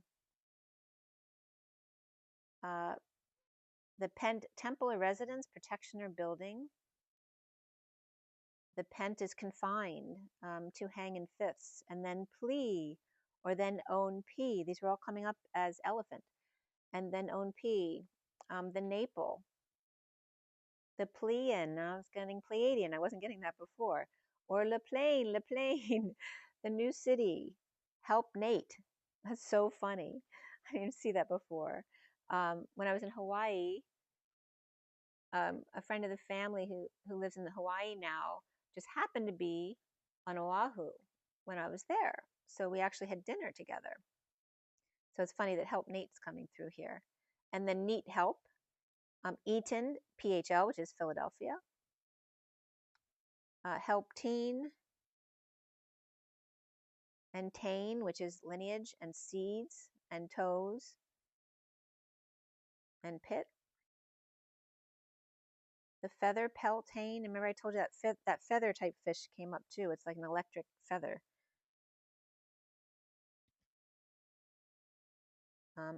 Hane means like rooster or faucet, feather, wing, blade. And pelt was coming up with that. And then Ganesha was coming up. So the 5 and 6 is just light, the light of the middle, just above the middle. And again, 5 and 6 equals 11. There's that 1, 1 again.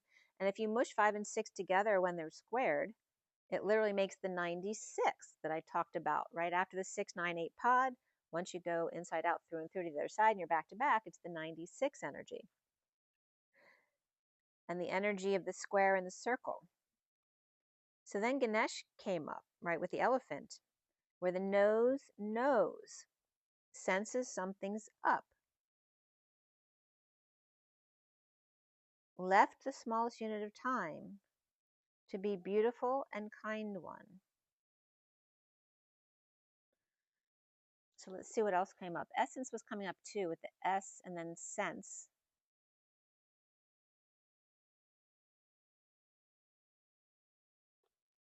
Like ES, sense, and then experience. I think that was coming up with Matthias, one of his examples, but I was breaking down the words. One equal and congruent to the unknown or supernatural being. In agreement to bend nape and the back of the neck. Confine him to the angels. So anyway, all those energies were coming up with the elephant, and Ganesha's coming up. And by the way, Ganesha's, you may not be able to see him, but you can see him a little back there. This is part of his swing set back there behind the tree. I never thought of it that way. He's swinging behind the tree there. So at 636 is the underlying energy of the elephant, and then the grouse and the beaver. The elephant with friction back and forth in unity. And it was funny because Lovely's girlfriend, a black cat from the neighborhood, was just there at that time. The 53 of the Knight of Swords, Legacy of Light and Breath of Life. Take a big breath as Pure One creates friction with the Knight of Swords in energetic exchange.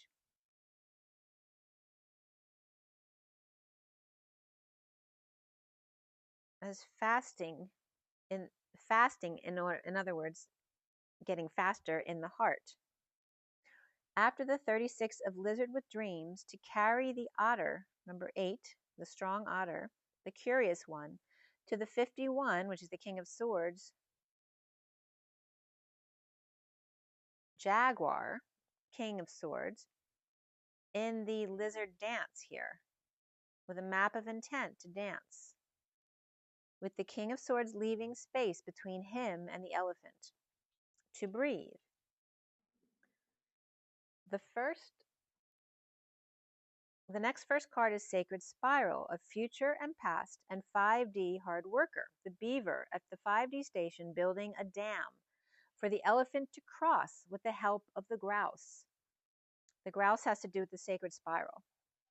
The Tower of the Raven's Sudden Call, seeing ants go marching 2 by 2 in transition with Coyote Trickster cutting off their nose to spite their face.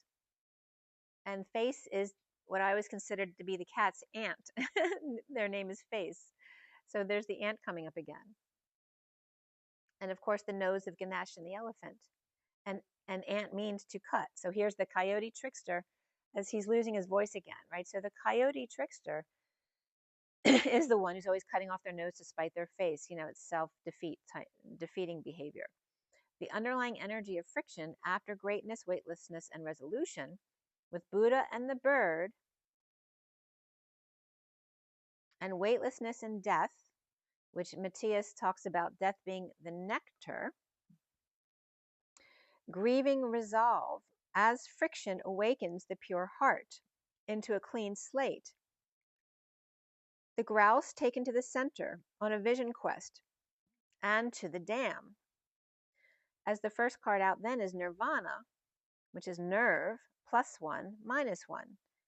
In where weeding is futile, regarding the Lord, trust, sign, indigo, and old person or forest, to walk to count, experienced in desire and otherwise, vain, useless, idle, quaint space, opening compartment or room, sign to walk, trust elderly experience, the Lord opening space to desire, indigo to count, cessation of suffering, to blow as wind, or to blow out or extinguish, or bliss and peace. The backwards check mark came up there. So perhaps not checked off your list, or checked off as reflected. At 725, which is the Chariot and the Knight of Wands, the underlying energy of unity after the 10 of today, the 17, the bonfire energy from this picture with the wheel and the fool, the fire lit to transition to goals, a wake-up call to marriage, unity by hand fasting, after an abundant bonfire of 5 and 6, of pent and hex, of 1 to 10, to the gold of decision, to marry and exchange in writing, in unity. But I was getting writing there too. The abundant bonfire of 5 and 6, which is also 11, right side by side and yet independent. And I just got a feeling at 7:30 up my right nostril that made me cough. It was real at that time that I wrote this. Destined to transition and marry and hold hands. As the next first card is the 32 of transformation.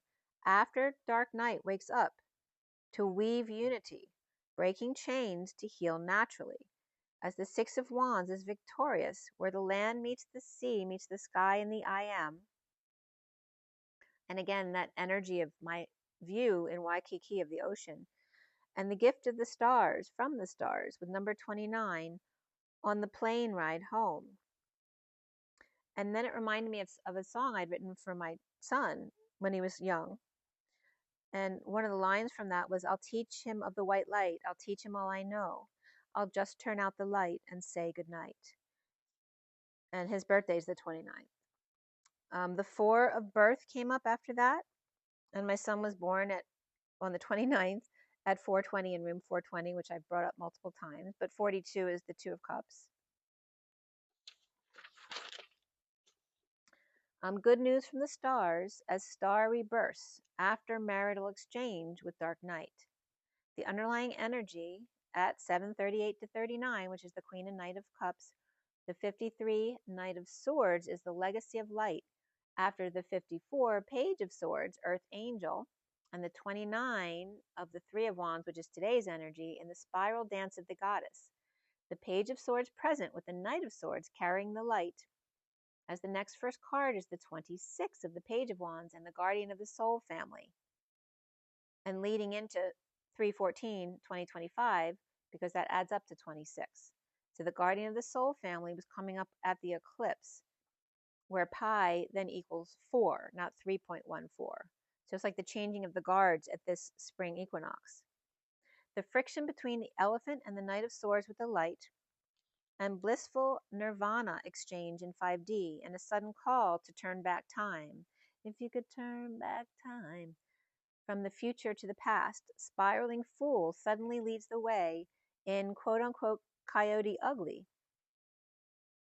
which was, if you remember, an aspiring songwriter, and her name was Violet Sanford, who finds her place in a female-run bar or club. The elephant breath causes friction in a supernova event with the Knight of Swords and the Page of Wands, as Beaver longs to spiral with Elephant, after leaving them a lot of space, and therefore time. Ravenous to claw their way and turn back time. Transitioning Coyote Ugly. Remember, the coyote cuts their nose off to spite their face. The experience of the bliss of birthing a star. With Aries, Scorpio, and double Scorpio here. Right, so there's a lot of Scorpio kind of Mars energy there. With the 29 of the star present, which is today's energy, the star and the 3 of Wands, in April. And the legacy of light, as the legacy of light plants a seed, and that's at 7:57, which is the Chariot and the 3 of Swords, of healing the broken heart. Right, the vehicle of healing the broken heart. And remember, April showers bring May flowers. April. So I wrote at the top of 311 that it's spring. It was definitely absolutely the first day of spring for me. Even though it was nice when I got back, it really felt like spring on the 11th. And here's 11 again, the 1/1. And let's see, where are we next? 1, 2. Okay. Then we get to the 12th. And on the 12th is my next message.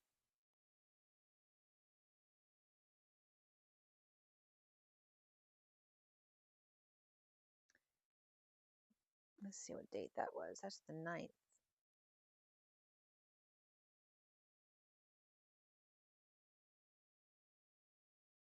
Let's see here.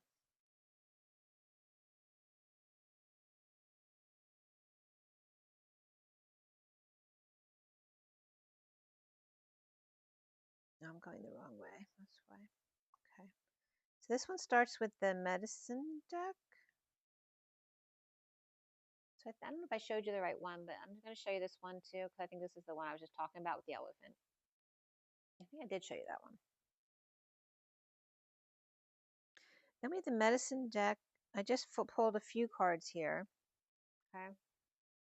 From the medicine deck, and then the Fortune's Oracle. And the Nirvana deck, which you see over to the left. And then the Journey. Did I pull from the Journey of Love? I might have done that after the fact.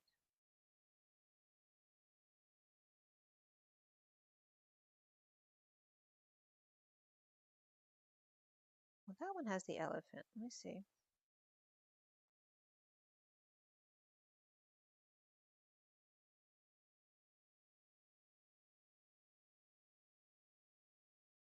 Let me see if I have the right one here. That's not that one.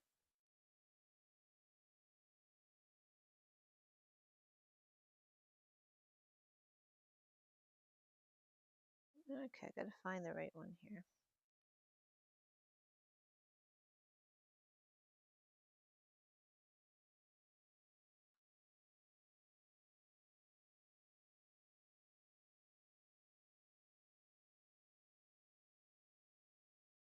Elephant. All right, here's the right one. Okay, so this is my next message. The underlying energies are all spread out so you could see what I was looking at, and then the one cards that I was pulling from each deck.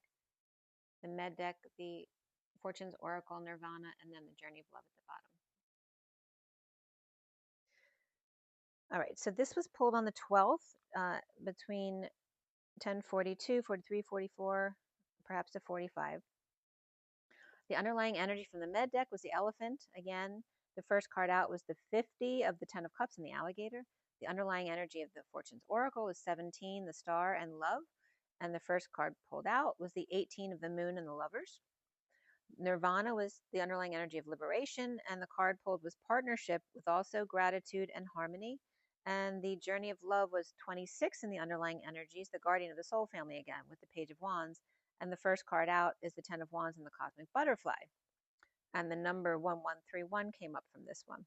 And 17 with space between 17, the Star, and the 26, which is the Page of Wands. But also, now I'm getting the years 17 to 26, that 9-year period. And also 5018 came up with space, and then 36, which again came up, that 369 energy. The Star in space, new and excited. And is there a nova or supernova event here? Gamma Sur announces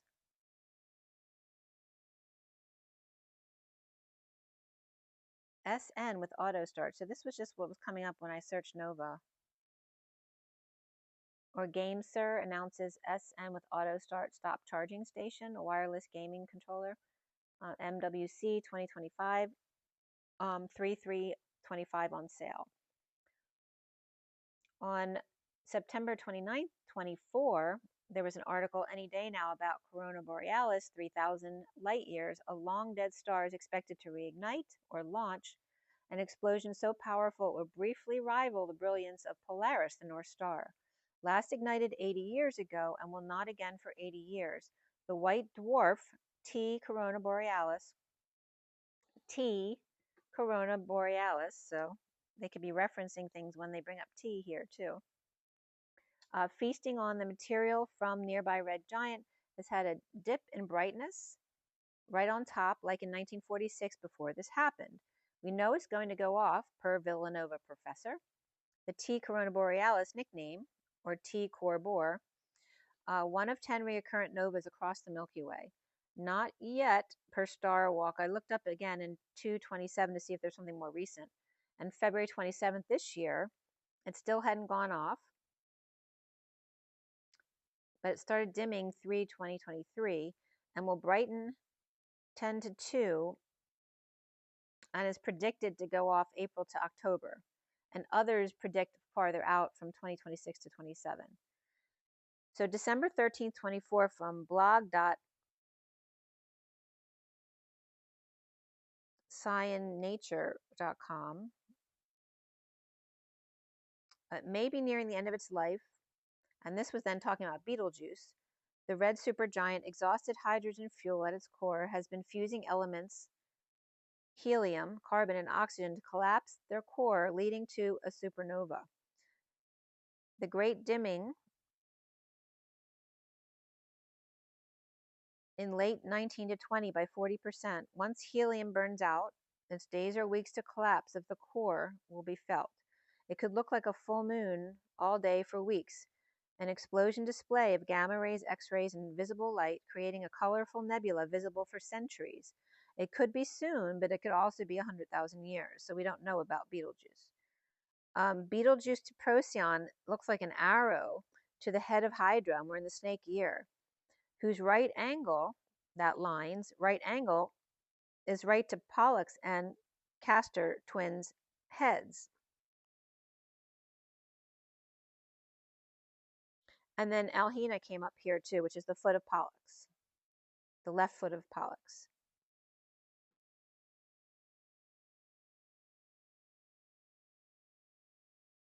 So if you take the winter triangle, Alhina would make a reflecting triangle, but it's not exactly opposite. It's off center, which could represent an angling of the stars. So Alhina waits for 3 eagle. And then the arrow is going through Alhina, which then makes it Athena, as the left foot of southern twin Gemini with Venus nature and Jupiterian influence from astrology king. 2000, 9 degrees 6 Cancer to 2050 is 9 degrees and 48 Cancer. So it's in Cancer for sure. Fixed star 42 in 50 years. So in 2025, it would be about 9 degrees 27 of Cancer.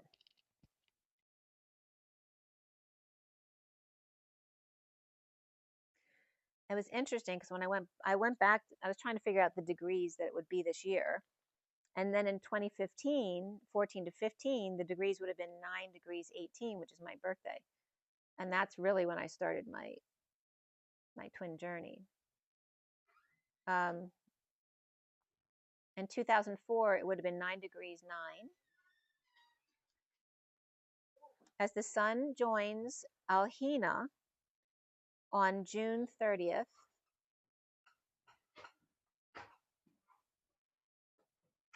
and in Arabic, it means the brand, like the neck of the camel brand. Another name is Al-Mason, the shining one, the bright foot of Gemini. Some call it the Achilles tendon, or hurt, wounded, or afflicted.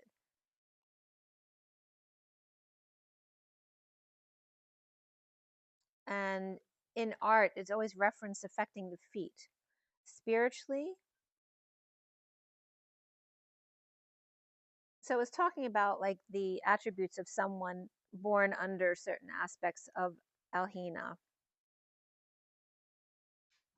And some of those energies were spiritually oriented with artistic inclination and interests in sciences, a brand or ring on left foot, of quick mind and love of ease, one who marches proudly, as we just talked about marching through March, branded with tar paint, peacefully joined Mercury and Venus, Gemini and Cancer, as we just said that in the beginning, of Gemini to Cancer.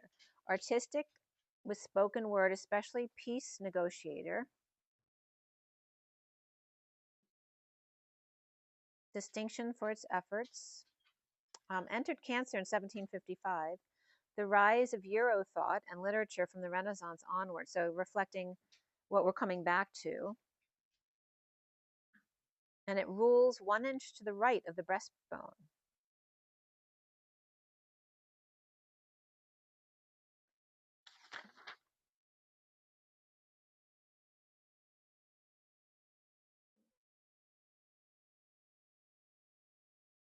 And I don't think it said Science Nature. It said SCIAND nature.com.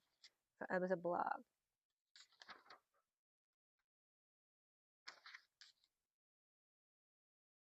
See, and again, this was from Astrology King.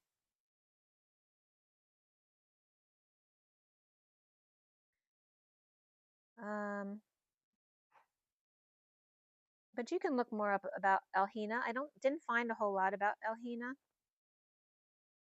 Gemini guard over hands, arms, shoulder, and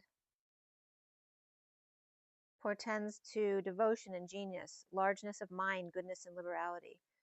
With Virgo considered house of Mercury and a fortunate sign. Alhina ascendant Cancer, love of poetry and teaching and quick mind. So it's just going through the different signs and some of the people that it represented. And Pope Francis came up with them, but also Imelda Marcos, right? Very different energies.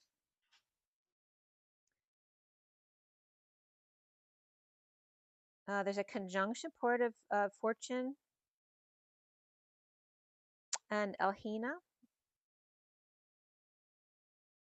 was a conjunction of Martin Luther King, and Whitney Houston came up here too. Both were 0 degrees there. And John Voight and Ted Kennedy was 1 degree. And so, of course, Sun conjunct Elhina is pride, love of ease, luxury, and pleasure.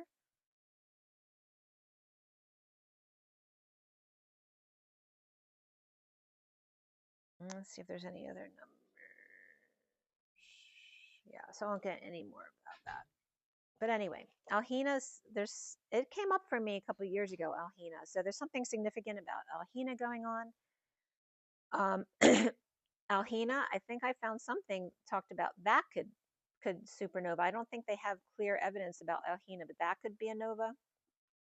Betelgeuse, and then the other one I talked about, T Corridor. So at 12:43, which is the Hanging Man and the Three of Cups, Elephant, Love, and Liberation, the Star and the Page of Wands,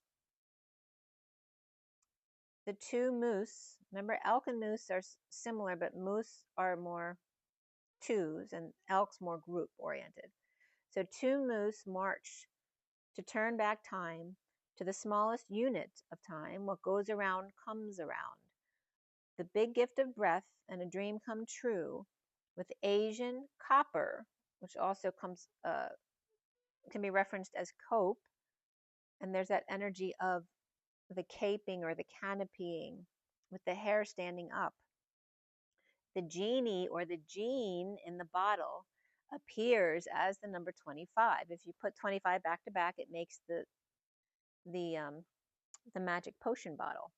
The elephant with love liberates itself in a birth, the guardian of the soul family.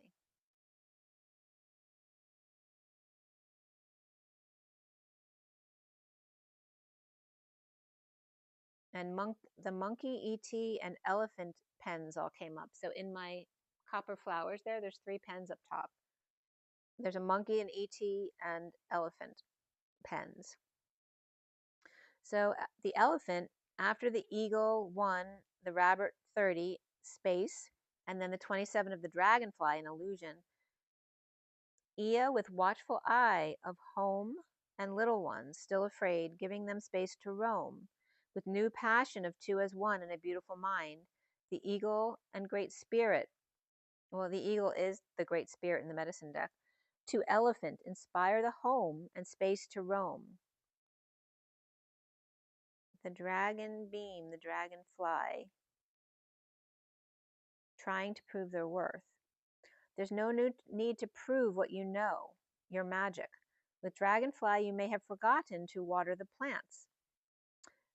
Give thanks to foods that sustain your body, seeking habits that need to change, and that things are never quite the way they seem. With a rabbit, what you resist persists. Remember, the rabbit represents fear. Stop speaking your fears into being. Instead, allow them in and write them down and gift them to Mother Earth to be transmuted. The next 1 card is the alligator of integration. They don't judge until they've weighed all the facts and seen all sides. Open and patient, flexible, slow down to digest. The rites of passage. Honor your progress with calm resolve. Time to revive the healing process and life lessons, integrating the growth you've attained. Something may have escaped your perspective, that missing piece. Before making that move, laugh in the face of danger, detach and allow to come out on top, rolling with the punches.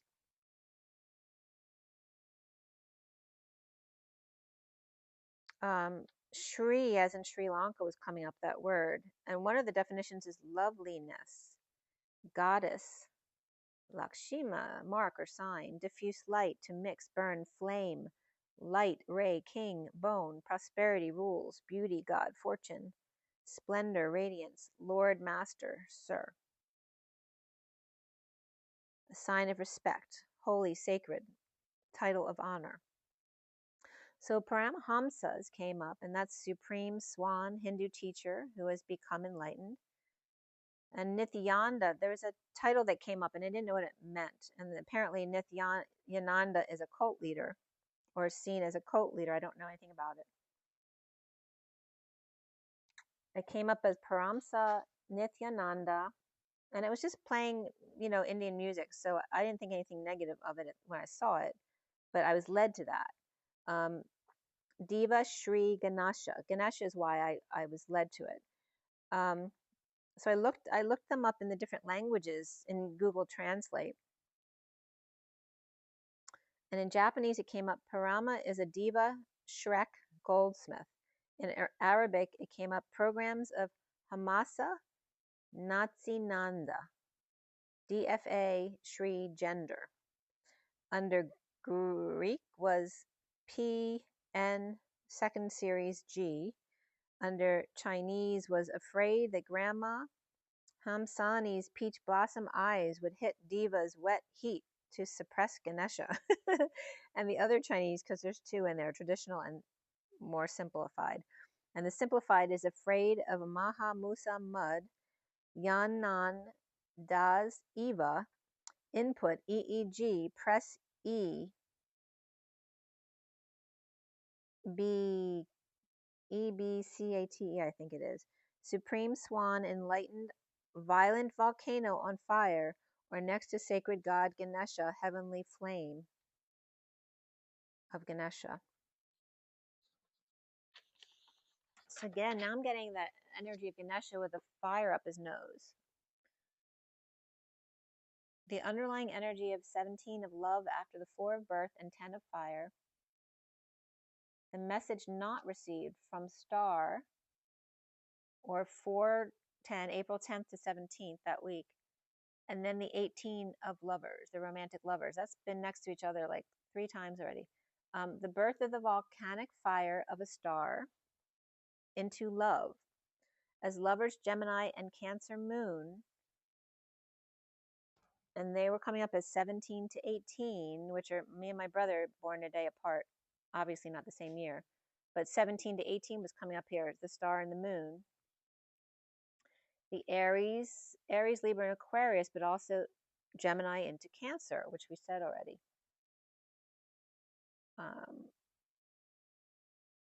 Ramadan comes up as March 1st this year, or actually the 229. It's not 229 because there is no 229.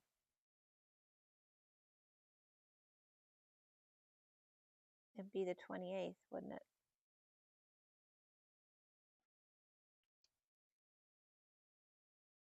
Which is the 9th month of the Islamic calendar. Birthing through the fire into love. Alhina, Gemini's left Pollux foot in Cancer, where Pollux is a mineral of petalite. Notice petal is flower. Always found with castor, which is also a petalite. And castor is the beaver, wood, or musk. The sons of Zeus and Leda. Great Spirit Union space inspires 2 as 1 in the gift of breath, as 50 is the 10 of Cups happy family. In the alligator, or all eye gate, R. All eyes gate, create doorways, because R for me is the open house, opening the door, and walk in a certain way. With crocodile smiles. The elephant with the big nose, the alligator with a big mouth, but both with rough skin, right? Tough skin. The Asian elephant, Ganesha, and twins in Cancer, romantic lovers, and those of affection rolling with the family punches. And again, Cancer to Gemini. My parents were born in Gemini, the 3rd and the 10th, but they both had Cancer in their charts too. So it's very much the parent energy. And 6/4 and 6/10 also came up here. Great Spirit encourages the elephant to observe the alligator. And like alligator does, the underlying liberation after squaring the circle in kindness and protecting through assertion, through assertiveness, fractalizing the whole, becoming one with the four, as all transitions of time are fully appreciated, one with the elements of four, kindness as your protector, or in other words, that slow burn, and adding feminine to aggression, like I always talk about, inspiration adding ego is passion. And here the same, adding feminine to aggression to temper it into assertive, and thus liberation, able to discern what is mine and what is not, protected by love and light, and what isn't my fight. To be free, must leave your limits behind, and a lot of this is just being paraphrased from the book of Nirvana. You must leave your limits behind, and are you playing small, still fearing rejection due to what you say and do, afraid to assert yourself, or assurance that you are worthy, that you matter, you count, and deserve to be heard, allows you to walk the tightrope of life with a balanced heart, mind, spirit, ego, intuition, logic, and instinct, passing through any gate we encounter. The mercurial moon, again, Gemini and Cancer, and Virgo here, becoming the Asian swan, Paramahamsa, the genie or gene in the bottle, also with a long nose and hair on end, 2 mercurial wings, and 3 hairs or energy lines, the petals of a flower, which are also referred to as nadis, the energy lines. And in Sanskrit, the blood vessel, river, rushing, roaring, thundering, pulsing, to search, summon, call, proclaim publicly, to hold auction, the stone, the rock.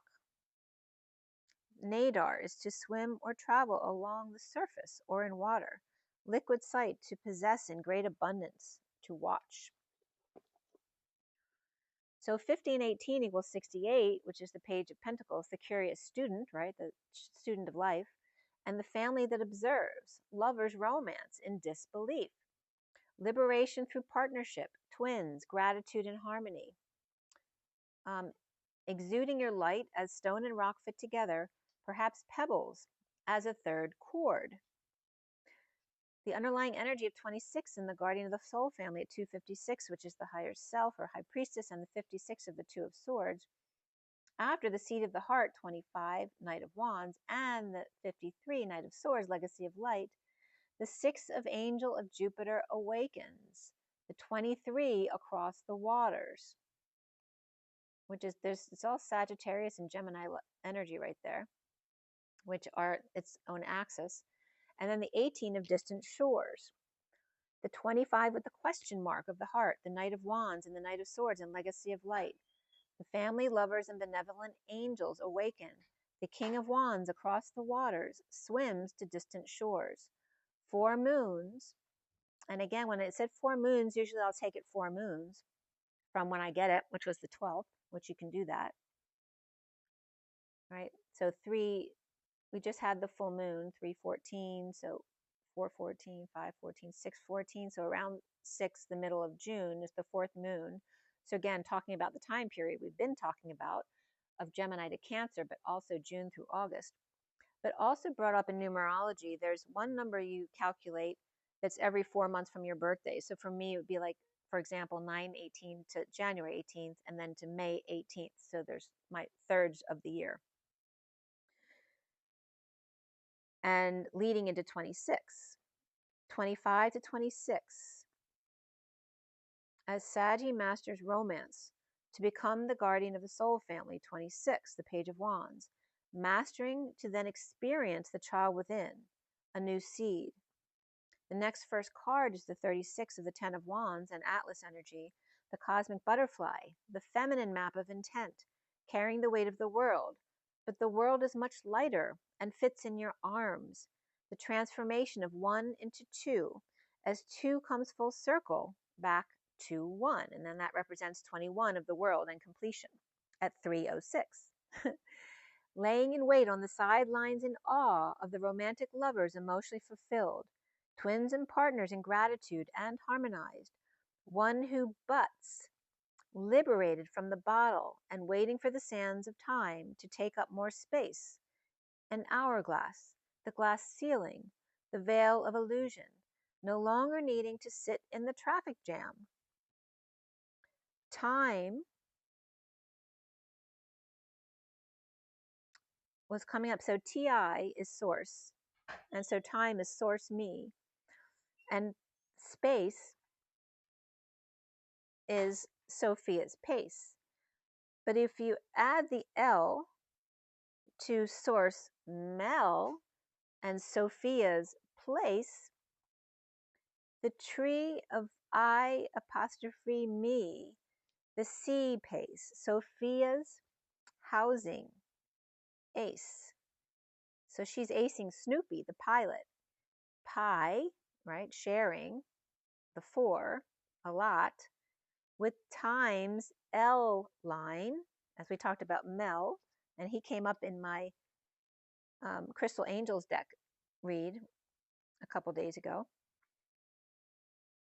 And this was on the 12th, so they had nothing to do with each other. But Sophia's housing ace, the Snoopy pilot, at times L, which is the line, timeline, and Sophia's place. The top dog shares, or pi, a lot on the whispering bench with Ben and the horsepower. And Benjamin to guarantee, which jammin means to guarantee and be responsible, but Ben could be jammin here. And Franklin is Frank L in, right? The lineage of Franklin. The Frank L in.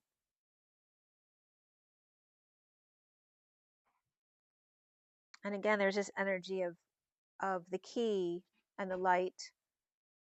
And with Snoopy, also at 331, Charlie Brown was coming up with Snoop Dogg, where Charlie is CH's horsepower, right? The 144 turns of the water wheel are lie. And Charlie was also in France, right? Remember when Charlie was burned? We actually ended up in France to see that afterward. But that's coming up right now. And then the brown earth. And top dog is snooping in.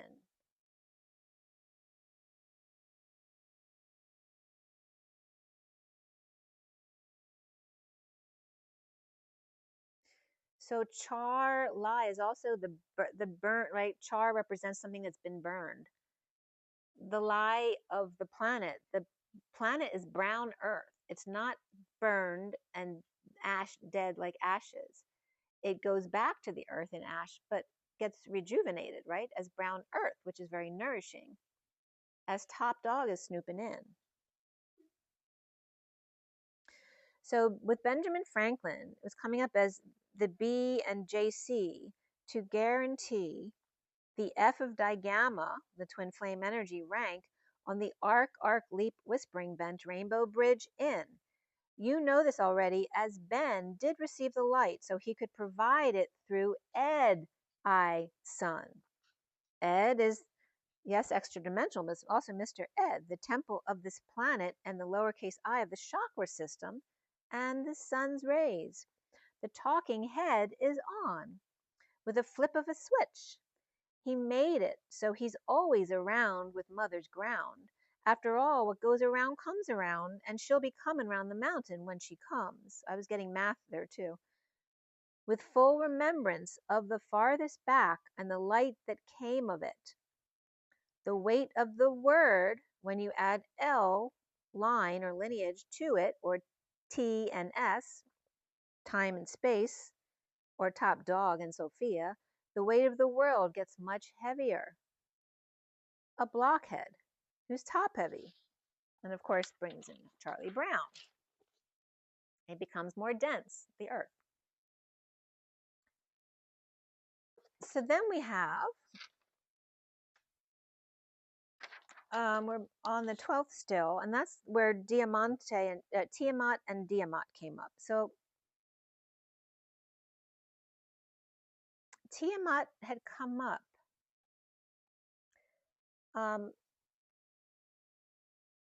actually something with Tiamat came up, and I was questioning, are they bringing up Tiamat?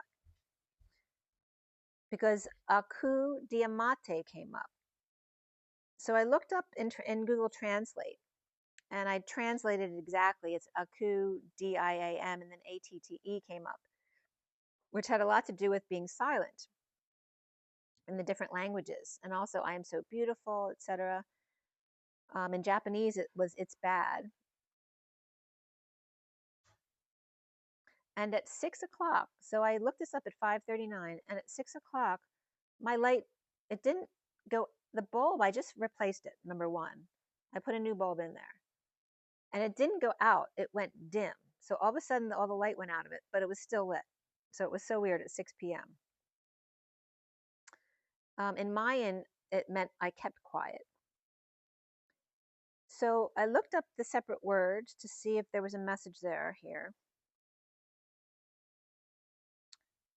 And that's let's see here. Father to match, to agree, to be proper.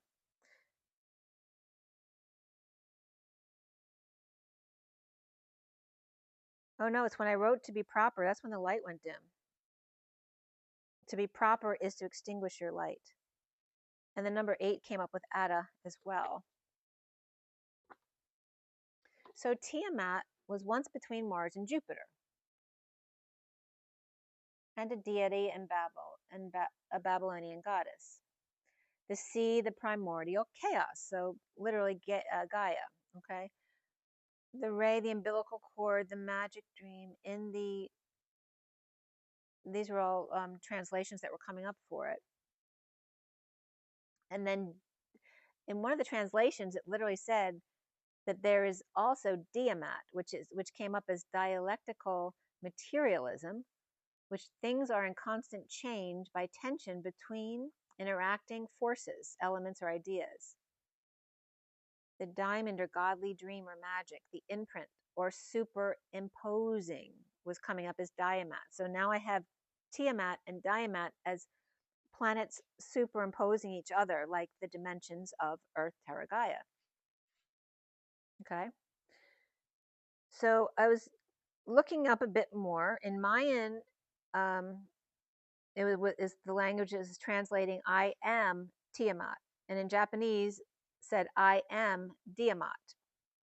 Okay, so the different dimensions of the planet expressing our origins of Mayan and Japanese.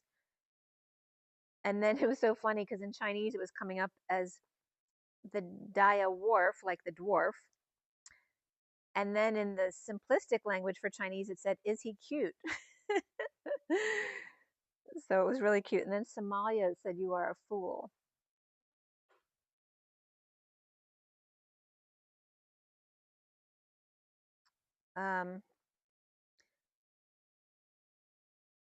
So Mayan said, I am Tiamat, and kept quiet about it. Japanese said, I am Diamat, and said it's bad.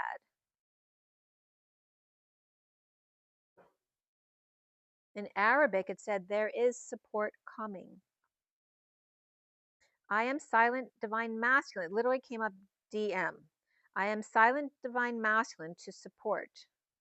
And 18 was coming up there. To act, to give that. And drink the water quick.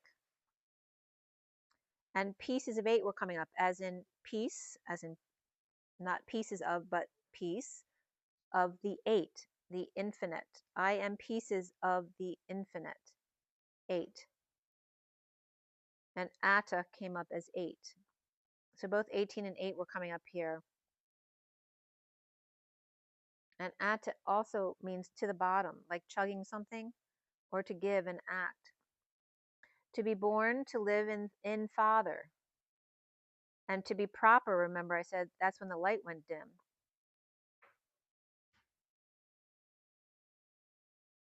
Right, to do as your father told you to do, to be proper. And then Tia and Dia, I was looking up all those energies here. And let's see how they all came up. So under Tia, the number 10 came up. And Dia, even though it doesn't define it as 2, for me, it's also 2. And it's Dia, which is 2-1, which is the connection between the feminine and the masculine, was coming up there.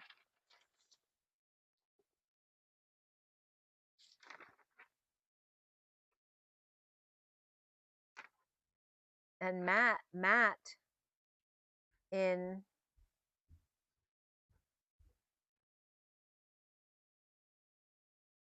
is it Japanese? Mat means magic in Japanese, I think. So Tiamat and Diamat were coming up as the 3 magic and the 2 or the 10 magic rather. I always think of 3 though. It could be the 3 and the 2 because they always come up together. But Tiamat was coming up as the 10 magic. And remember, that's the 10 system and the binary 101 code. And Dia has to do with godly, to make an arrival in advance, or it's the, yelling out like to an animal to make them advance or turn left, Dia. It also means to imprint, which came up with the superimposition.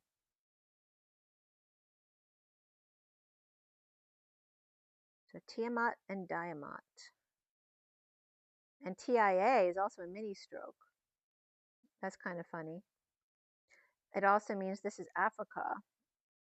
Thanks in advance. To bring to bear a beam of ray, dear, to steer house.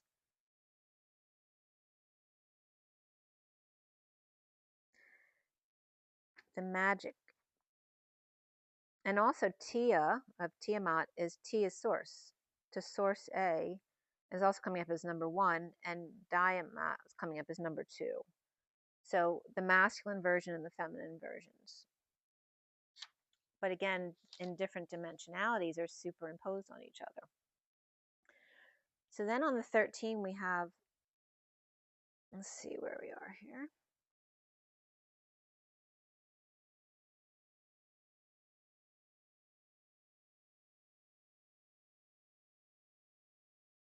Nirvana. Read that one. Yeah. I'm going to skip over. There's just a little message, but I'm going to skip over that. I'm going to get to the read on the table because we're already at 2:36. So I want to get you this read and finish the message from the PentHex because that was really important, and it really developed right after this read. So here is this message. I'll get to the picture of that. So here is the read on the table. And we're at 237. So we have the 37 again. The read on the table. Okay, and that's the SIRIAN Starseed deck as the main deck, and then the Rider-Waite minis. So this was at 10:36 to 52 on the 13th. Today is the 17th. And I cut the deck at 10:36 and I finished clarifying at 10:52, 36 again, which is the Atlas energy, 10 of Wands, and then the 52 of the Queen of Swords. The major arcana in this read on the table are Reflection, Indigo. Reflection is the Hermit in this deck. Indigo is the Magician. The Wheel, the Great Wheel, the Lovers, the Chariot, and Solar Deity, the Sun, of course. Before the read, Reason came up, which is the Emperor and the underlying energies over there. And the Guidance card, which is the Hierophant. So the Redcoats, basically, and they were both reversed. And that's Church versus State, too. And then after the read, Karma and the Tower came up over here. There was 1 sword, 2 pentacles, 2 wands, or 122 is coming up there. The magic 5D, interesting. And the only character that came up was the Queen of Wands in this message. Prior to the read is the 9 of Swords, which isn't an official court card, but it could be somebody suffering in silence. And then we had triple 4s and double 6s here. And 444 is the angelic realm. And then 66 is root 66, the Queen of Pentacles, the Golden Gates. And we have 4, 5, 6 here too, which references the 1v1 of the 4 on one side, the 6 on the other, and the 5 in the middle, which came up earlier. And we also have number 2 here. So 24 of the Queen of Wands and Omega and the 24th pair. And that represents the Pleiades as well, or the 24 cedars. And we have 46 here of the 6 of Cups.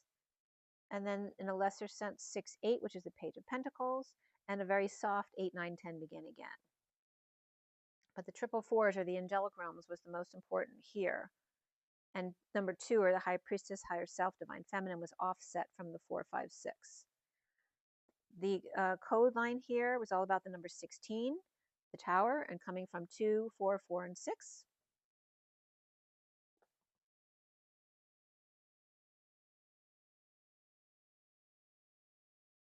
All right, so from the code line, the messages were the moral man bridging the 1 and 2 key, which also is I2, but it's the masculine and feminine keys, and then the 4 of re, which can be a ray or referencing the indigo reversed, for the great 6 of wands reverse, which is the fall of the journeyman. Right, because the 6 of wands reverse represents failure and doing things under the radar. Could be getting paid under the table too. Also, what came up was the stone bridge. I2, T4. And now, since I said T again, it's taking me back to the Nova event.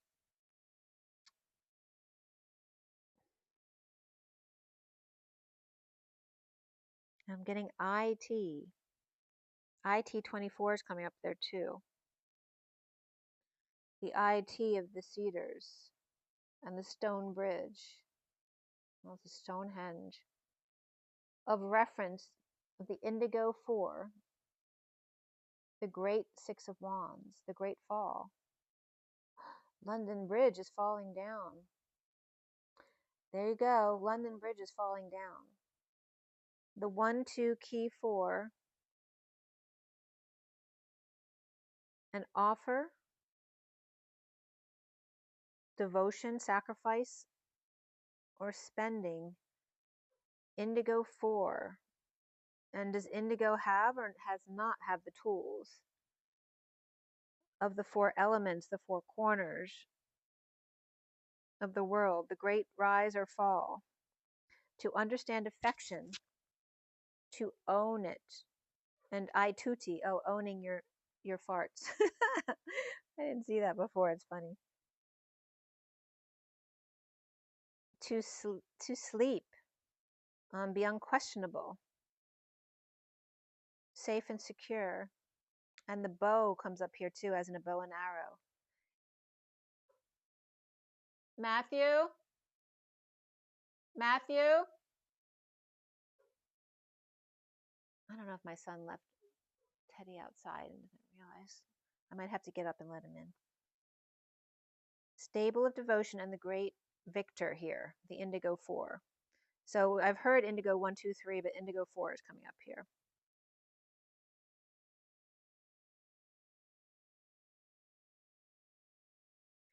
The underlying energy of the 5 of Swords reversed is the underlying energy over here. After the 10 of Pentacles reversed, the 8 of Cups reversed, the Reason or the Emperor and the Guidance or the Hierophant both reversed next to each other, and then the 9 of Swords upright. The 10 of Pentacles reversed with the family, business, or community of dysfunction or loss and uncomfortable emotions, unable to walk away, in need of reason and guidance, or abusing the system, control, and power, perhaps not being a good example of rescue or not sleeping, or being not rescue, but being stressed and not sleeping, suffering in silence post-war or virus,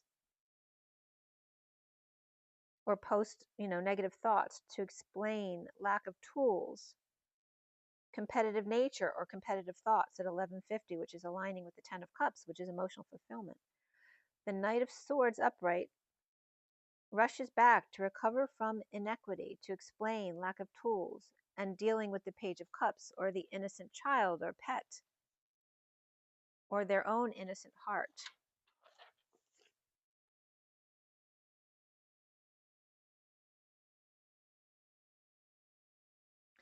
I just have to go run and check to see if he's out there. I don't know if Matthew's out there with them or if he left them there. I'll be right back.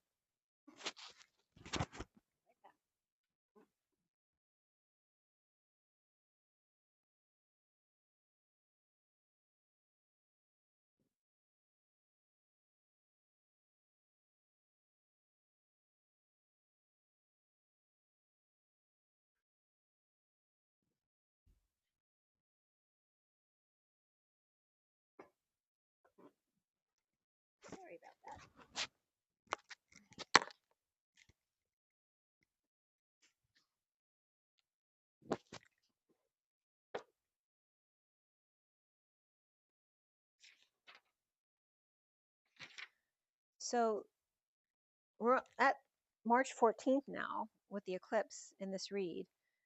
At 12:04, the world upside down in separation, with disappointment and hurt as the wounded warrior is upright on guard.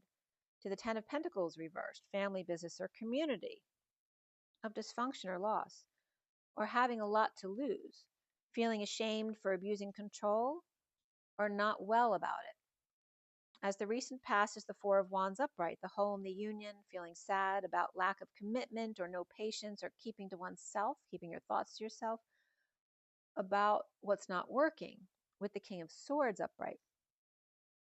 The foundation here is the Two of Crystals, or like the Two of Pentacles reversed, tripping up or breaking patterns, or a need to surrender to all that is, coming clean about bad influences or drinking too much, being too social or antisocial, broken down or up, stuck with the Queen of Pentacles reversed present, and the central energy of the Hermit reversed, and a need to reflect, exposing all dissatisfaction, unable to choose a path, dropping the act due to injustice, in a heated exchange, not telling and feeling jealous, rejected, isolating.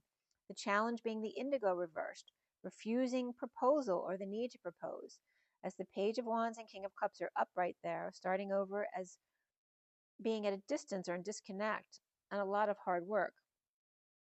And now crowning is the Great Wheel upright, the Queen of Cups, as I whistled, destined to divide the Queen of Swords, and the Empress reversed in a losing battle with being cut off, or immature message, or having to undergo surgery to get a baby out, C-section. Perhaps a big lie between the Queen of Cups and Queen of Swords, or the Queen of Swords could be Lady Portia here, or Lady Liberty, or Athena, as we were talking about, and will use her sword if she has to. And soon here is the Page of the Four of Pentacles upright, suffering in silence, divine masculine's heart, perhaps, trying to get some sleep at night in 5D connection. At night or full moon, release, overworked, could do something foolish, released from thoughts, but still not free. As the twin flames see themselves as the Lovers upright, and this Lovers card is never here, so just telling you, it's very unusual. The Lovers with the Knight of Pentacles focused on an offering of that new life, seeing the big picture. I let him in because he was barking, honey. Oh, sorry. Or is that or is this big picture magnifying the details? As the Four of Pentacles with cards close about his failures or shortcomings, trying to hold on to what he's got, and the Queen of Wands reversed, investing in standing their ground or defending themselves, as though this offer is an attack, perhaps not seeing the worth of the Knight's one coin, perceived as an insult, when in truth he has little to offer, and this could be a lot for him, or has a lot of responsibilities to take care of, perhaps 2 children or pets, or he is worried, as the Knight of Wands reversed and the Queen of Wands reversed are invested in blocking his proposal. Around the twins are how they're seen is the Chariot reversed and the Hermit reversed, and the Page of Pentacles, who's curious to come out and look at his coin despite the discomfort, if not able to walk away from it. Destined dark night to render them powerless, dependent, a dream come true, as Libra or Scorpio with Virgo in their chart may be a curious student of emotions, that the possibility of a dream coming true is a very uncomfortable notion, or worried that she will invest everything in her dreams and he without much to offer, or uncomfortable being in a lesser financial position as the masculine, or is the dark night willing to bowl over, right over her, or drain her of her resources to get his dream? Or are there 3 to 5 dependents between them? Challenged by the Sun after dumping emotional attachments to home and family, stability, and a need to swallow their pride, as the Six of Wands reversed is under the radar, the King of Wands Lovers, as he looks back at inspired King of Cups, starting over in a breakup after the 10 of Wands, or all of that work put into it, or Atlas, or looking to get into shape, as the King of Wands affections fall short of the Queen of Wands reversed, after drama of sudden events and inner battle over receiving big love from the High Priestess upright, with the King of Pentacles reversed, traveling peacefully away from failures of childhoods or past falling out or difficult kids, and yet family is emotionally fulfilled. As the Queen of Wands reversed, perhaps with poor judgment, yet family is strong in taming the beast of temptation. The abuse of the Emperor reversed, now that the worst is over in awakening, finding peace amidst the drama or bonfire of starting over. No longer an island to themselves, no longer bored. As the wounded warrior is feeling defeated and rejected, as the family is happy in a split. The Page of Wands is upright here and could be inspired by the dysfunctional family, business, or community to deal with their uncomfortable emotions of church versus state, or the Emperor and Hierophant both reversed there, which could be really tainted leaders, post-war virus, or in a growth spurt, home dropping the act in need of reflection, or done with a group and reflecting for now, coming out of the quote-unquote safe house, challenged by the Magician reversed, or lack of confidence when fully exposed. Destined divine masculine's heart's affections stuck exposing failures, sneakiness in the light, as the King of Wands is falling short with the Queen of Wands reversed eyes, holding back an announcement, while peaceful travels away from drama to start again. The wounded warrior may be jealous of the Ten of Cups family fulfillment in a split, perhaps ashamed about the sham fam, which is actually one big lie. So on the Lovers is the Four of Pentacles and the Knight of Wands reversed, the Queen of Wands reversed, and the Seven of Pentacles, which for me, the Seven of Pentacles is the masculine's heart, and the Four of Pentacles, and the Seven of Pentacles is the feminine's heart. So the Four of Pentacles is still keeping their cards close to their chest, the masculine, perhaps feeling like they've fallen short of the Queen of Wands reversed, if that's the divine feminine, and it could be a partner representation as well, as the Seven of Pentacles is the divine feminine's heart opening up or coming out, or implementing a plan or investing in some practical way, guarding themselves from the Knight of Pentacles who's offering the Ace of Pentacles, right? This big offer of time, money, or effort, or a new life even, with a big focus on the number 5 and the Pentacle, the Christ consciousness, the practical side of life. Perhaps the Knight of Pentacles, humble, loyal servant, offers a new life to the Hermit reversed, Page of Pentacles, who found the missing piece.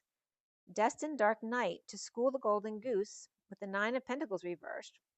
Could be a dependent person or someone who spends a lot and is dependent, or someone who's just spent, but perhaps schooling this golden goose on how to heal, dream, and shine their light instead.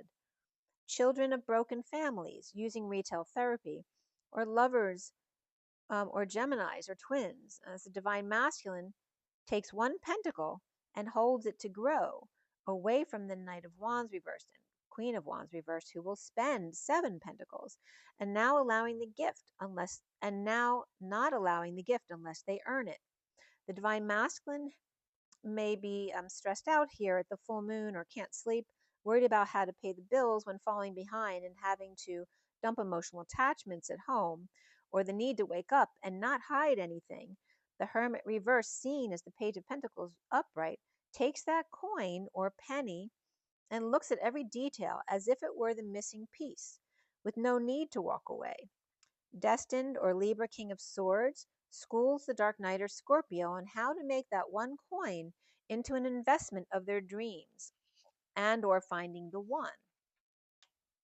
So like I said before, church versus state definitely comes up here, as they both fall after the Page of Wands finds the one through the Ten of Pentacles reversed, family, business, or community, or families just spent, inspired by losing it all and finding the one. As red pillars fall, hiding underground, suffering in silence, unable to grow, from frog to prince, in a castle of sadness or grief, of the Hierophant reversed and Temperance reversed, fallen pillar and fallen angel are the same person, or Taurus reversed and Sagittarius or Aries reversed, keeping themselves away from the King of Swords upright, who's keeping his energy clear with all the issues at work or while he's not at work. Post-war within at home, dropping the act, with lovers broken, or after travel home,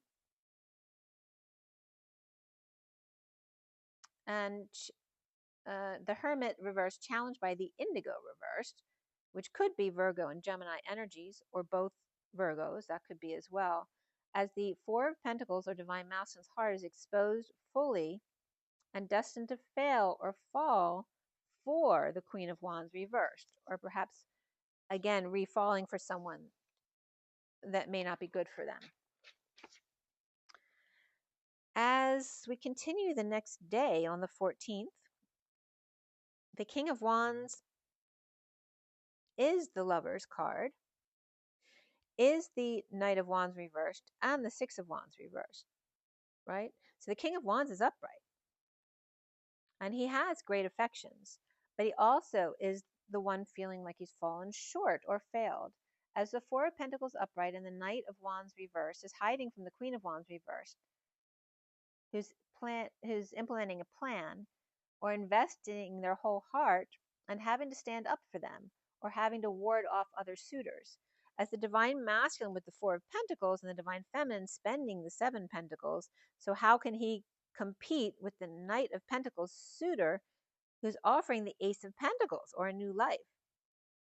And so I asked, who is the Knight of Pentacles? And then I went into the mini deck. So we got a lot more information here. As the underlying Nine of Swords reversed, and then the Eight of Pentacles reversed, receiving the Ace of Cups from the Four of Wands, Devil, Capricorn, who feels entitled to bliss, or Capricorn, who's seen as the devil, and he rejected, but now the worst is over. As the underlying energy after the Ten of Pentacles, upright, and going back to the beginning instead, after justice and truth and balance in Libra without growth, frustrated, spent with the Nine of Pentacles reversed, hanging out with their friends and the Empress Mother, or the Nine of Pentacles reversed between Libra and Taurus, both upright, and Pisces, Capricorn, dependent, powerless, or spendy, hanging out in joy with the Empress upright, post-war within, in a breakup, breakdown, break in, out, or through, or after a trip, starting again. As the Queen of Cups and High Priestess reverse, and the Emperor reverse with Page of Swords upright, the Queen of Cups could be telling secrets to the Emperor reversed, who may not want to hear them, as the Page of Swords is stepping up, unable to co-create, but able to pay or provide to the establishment, the Hierophant, the all-boys club, or will give her away in marriage to the Knight of Cups reversed, Lover reversed, as the Page of Pentacles is the Six of Wands reversed, or Taurus broke up with the Page of Pentacles under the radar, or denounced to the Queen of Pentacles and the Queen of Wands reversed. With Libra, frustrated without growth, and spendy dependent Pisces or Capricorn, perhaps hanging out and being wise to see new perspectives, coming together in joy with the Empress or Mother with PTSD, or after the war or virus or inner struggle or fears or COVID or breakdown in the breakthrough, or after a trip or having faced their fears of travel, starting again as the Queen of Cups, High Priestess reversed, telling her secrets to the Emperor reversed, not wanting to hear them and cutting her off, and not creative, but it can help in a practical way, or provide in a practical way to the establishment, or paying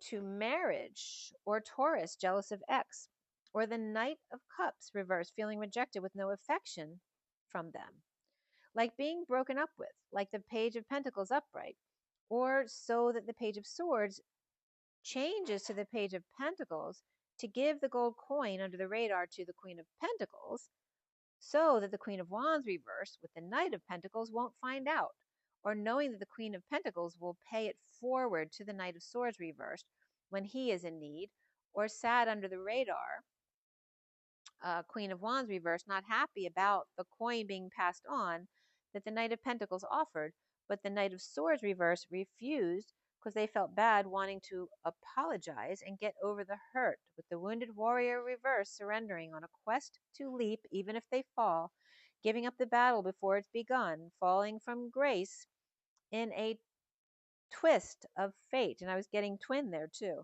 with Aries and Libra both reversed, dumping emotional attachments, or throwing out the baby with the bathwater, or all good intentions but one misplaced emotion spoiling the bunch, keeping to self for peace of mind around the Ten of Cups reversed unhappy family, or to end an emotional cycle, taking a load off, dumping burdens, or confession, so that the magician upright can regain his power and stand up to the crowd regarding the split of the King of Wands reversed and the Queen of Swords upright, that the King of Wands reversed is the sword that she pulls, taking the fall for the Queen of Swords to present her dreams, healing her past or childhood, and regain balance. It's like the Queen of Swords is like pulling her knife out of her back, not in her back, but in her sheath that's hanging on her back. That he is that sword that she pulls.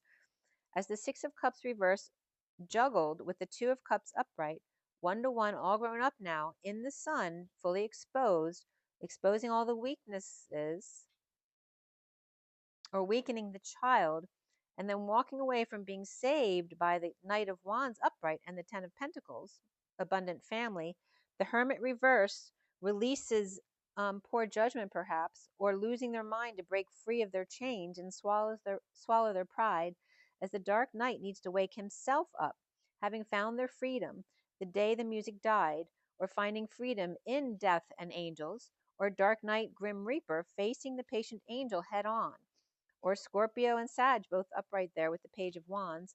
The taxman comes to call, unannounced, to see angel and be inspired.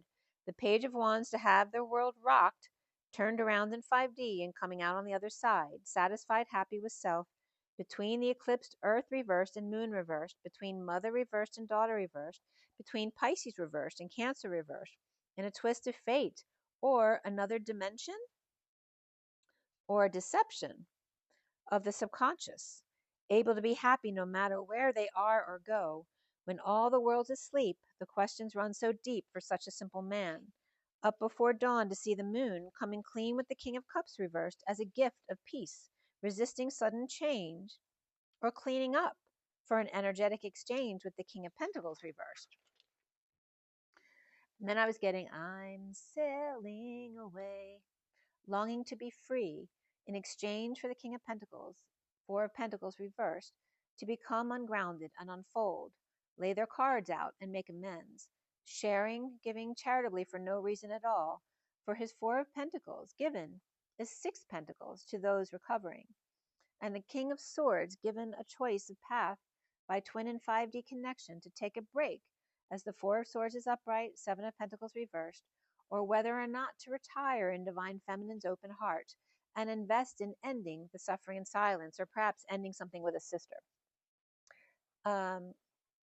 We have the Eight of Pentacles reversed with the Ace of Cups upright, and then the Seven of Pentacles reversed as his Eight of Pentacles to receive the Ace of Cups Holy Grail of the Four of Wands home, celebration, and union with the devil, or somebody seen as the devil, or temptation, Capricorn, in which he had rejected bliss, not working,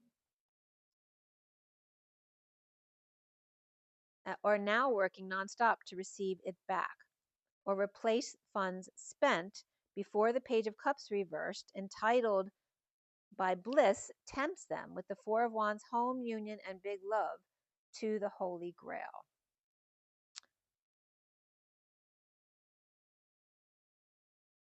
Now,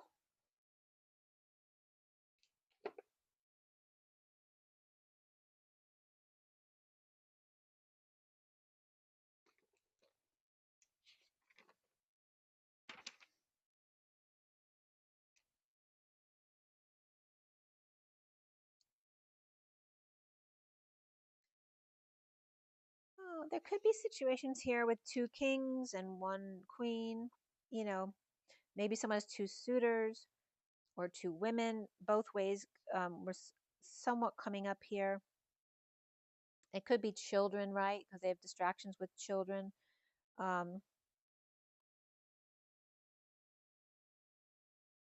Divine masculines needing to let go. The divine feminine needs to allow.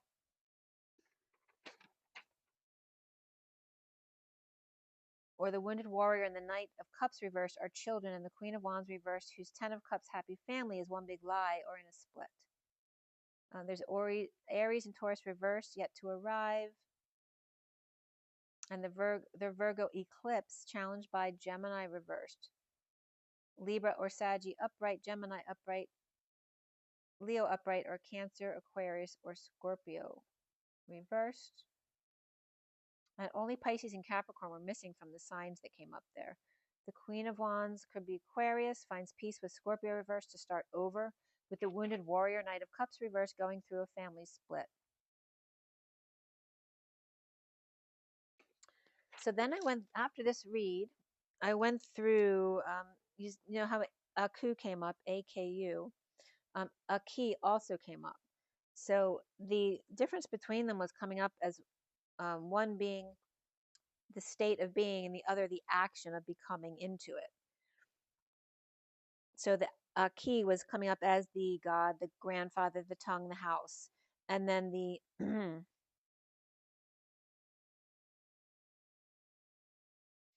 the bow and arrow is coming up here, the arrow and the shaft bent upwards to stop. So this message came through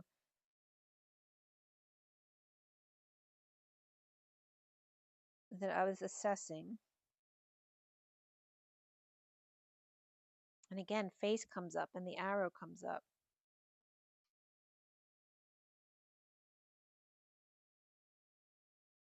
Merging and death man machine. I was getting medicine though, right? Which is like the shaman of the tribe. One left unmentioned, non-existent. So in reviewing my notes when I was getting ready for this, from March 9th, 10th, and 11th, as the pent and hex came up and the synthesis of the seas, and the pent being the proteins, the hex being the water, the pent being the conjunction, and the hex being the opposition of Saturn and Jupiter, and the 566 code of the soccer ball of the pent and hex and two hexes at each vertex.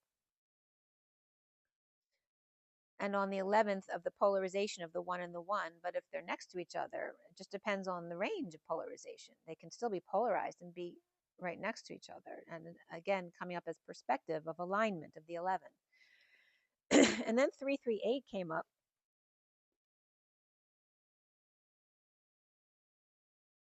And the bridge to the 8, the dual arc or bridge to the 8 of the 33 is always for me the two eagles flying towards the vertical pillar. And remember, 8 is 3 and 3 facing each other, right? So we have two 3s flying in the same direction as eagle and eagle, as the 11, the 1 and the 1, with only an X between them, right? Because the 8 is the X amidst the C's. And 8 is literally X in parentheses, which is the unknown. The C and the anti-C regarding the letter C, the ocean, the C and the anti-C, and the vision, the seeing and the anti-C. Relaying a message here. Relay me SS age at 10 to go back to the middle of 5 to 6. Our physical body is based on 10, but our water body is based on the 12 system, which was the message I was getting there, where the 10 system is 1, 2, 5, 10, and the 12 system is 1, 2, 3, 4, 6, 12, just light of the middle. Remember, the pent is the gold and the 5-pointed star, and the hex is the crystal and the 6-pointed star, or the Merkaba energy. And also, they're both coming up as part of the horsepower of the 144 wheel, cracking the whip. And the hanging man, or the sun, was coming up as easing on down the road. In a 10 system, the 1/3 of 3.333, etc. And in a 12 system, the 1/3 being the 4.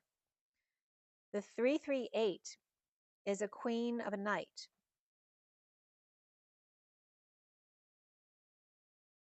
And Lancelot was coming up there. And again, I drew the pent and the hex in the 3 circles here. Okay. And it looks like an eagle, you see. So there's that eagle energy coming up as well. So the eagle with the triangle on top and then square in the house, the body of 5, right? The Vesica Pisces is coming up here as the 33, the 2 eagles being the 2 gate holders. And remember the X, the 8 is the X in parentheses, or the unknown, but it's also the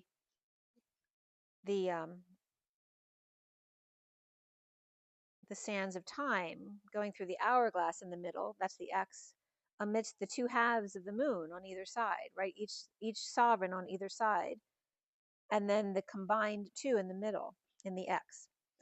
Polarized and yet congruent equals the infinity symbol. Or then 3, 12, 25. Prior to that, Tiamat had come up with Diamat, or Diamat, however you want to say it. Source at magic dream that died, or 2, a magic dream, superimposed on Tiamat, or their twin. And here's where a key is to be vacant, and it was Hiroshima is also a key. God, earth, house, the monkey, the grandfather, the loss of interest, the child and tongue, right? Someone of wealth who takes things for granted, a key. And then Aku is to become vacant, the forest, I, me, African gray parrot, to walk away from the speaker, the energy between, to mix, the mouth of the river. So it's the energy of the open house, a key, and then Aku being the moving between states, right? Your moving house. One is the open house, one is the moving of houses between states. The synthesis is the synthesis, like the pairing of the thesis, and the antithesis, anti of the seeds, the pairing of the seeds, right? So pairing of the seeds is the circle. The antithesis or anti the C's is the 2 C's back to back, like the X. The reunion of the parts divided. And then 5, 10, and 6, 12 came up. So those dates came up. And again, the energy of the triquetra of the 3 circles, but taking the Vesica Pisces away, right? So if you take the Vesica Pisces away, you get the triquetra with just the lower circles still present. And there was just some doodling there with that. The reunion of the parts divided.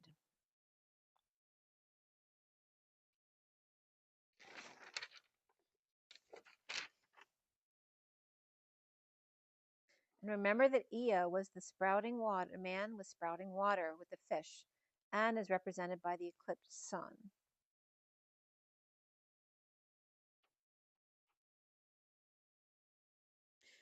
And notice, when you look at this, you're thinking this 3rd circle is in the middle. And this can represent like an eclipsed sun, right? We have the sun back here as the Vesica Pisces together, and then the moon in front of it. However, very interesting, I redrew them so they'd be more technically accurate. And what happened was, so here is the actual 3 circles and the pentagon, and here's the hexagon here. And you see how squares come up in both places in the triangles, and etc. But what happens is,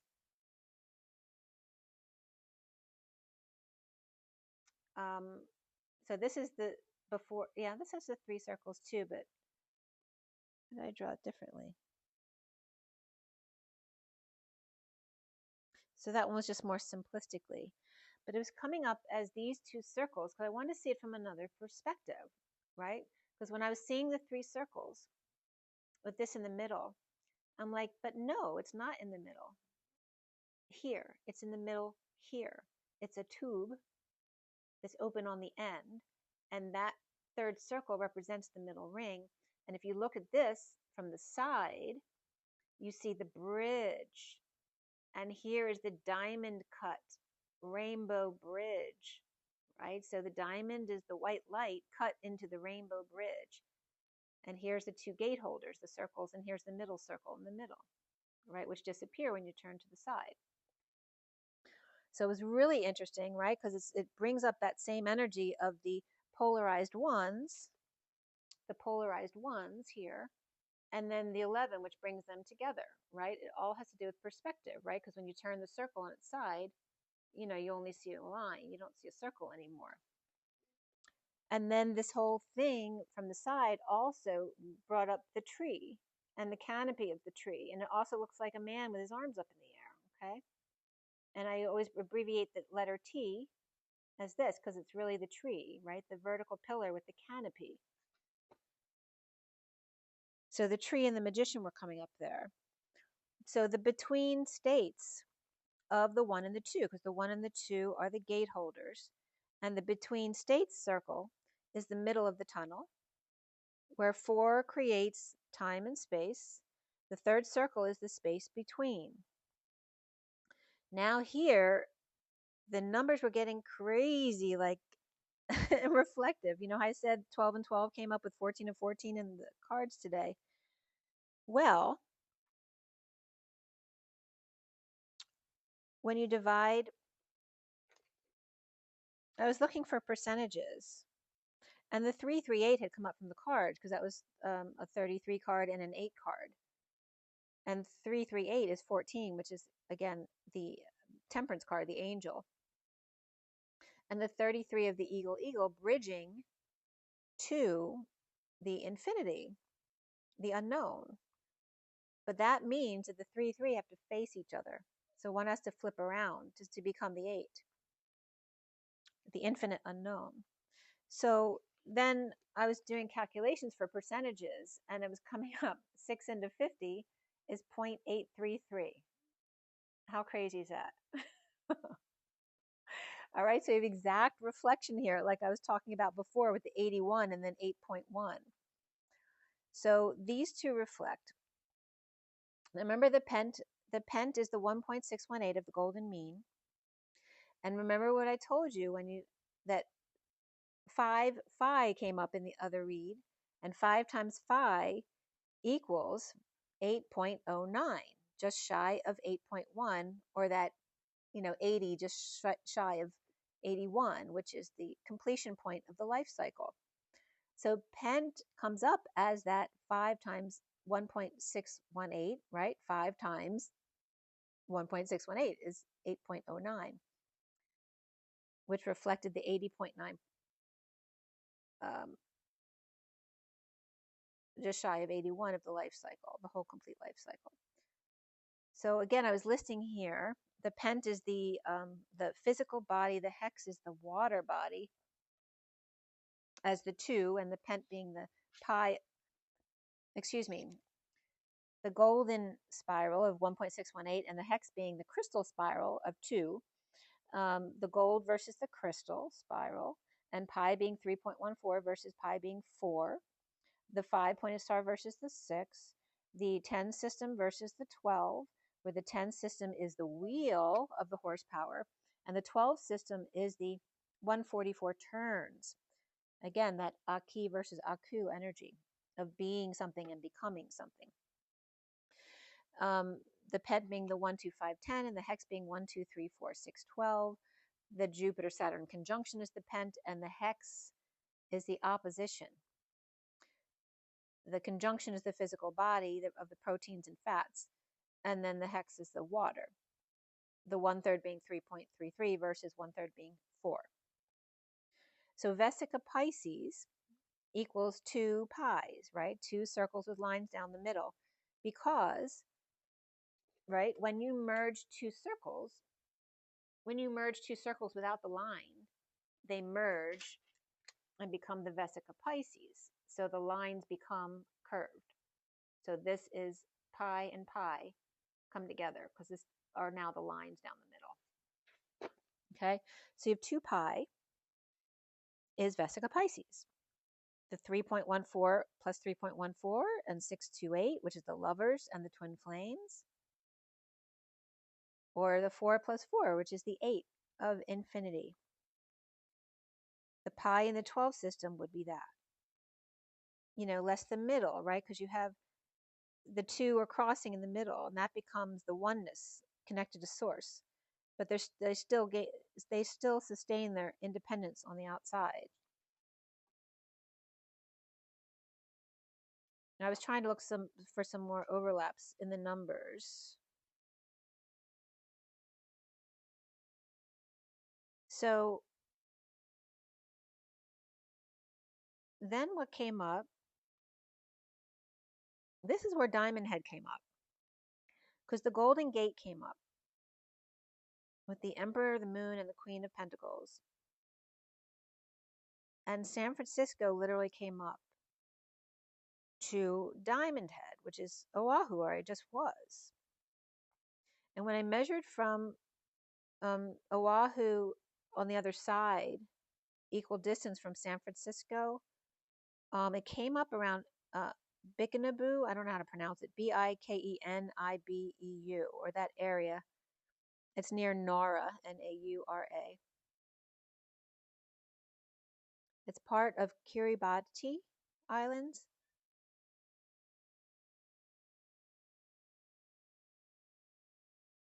And it's, let's see, and there are concerns there about accelerated sea level rise. It's a serious concern for them, because if it only rose, I think it was just a few feet, that the whole island would be underwater. There's something about that, being the other side, the 5D portal, as the fire just went out. Because remember, we're supposed to lose some land masses, and other lands are going to rise. So I was asking that, like, if we do have an issue in San Francisco and that we do have a loss of land on the California coast, what is the 5D land that's coming up? So that was one location that was coming up. But also, like I said, the border around the east border of Iran, south, the waters there, and Al Ashkara came up, and also,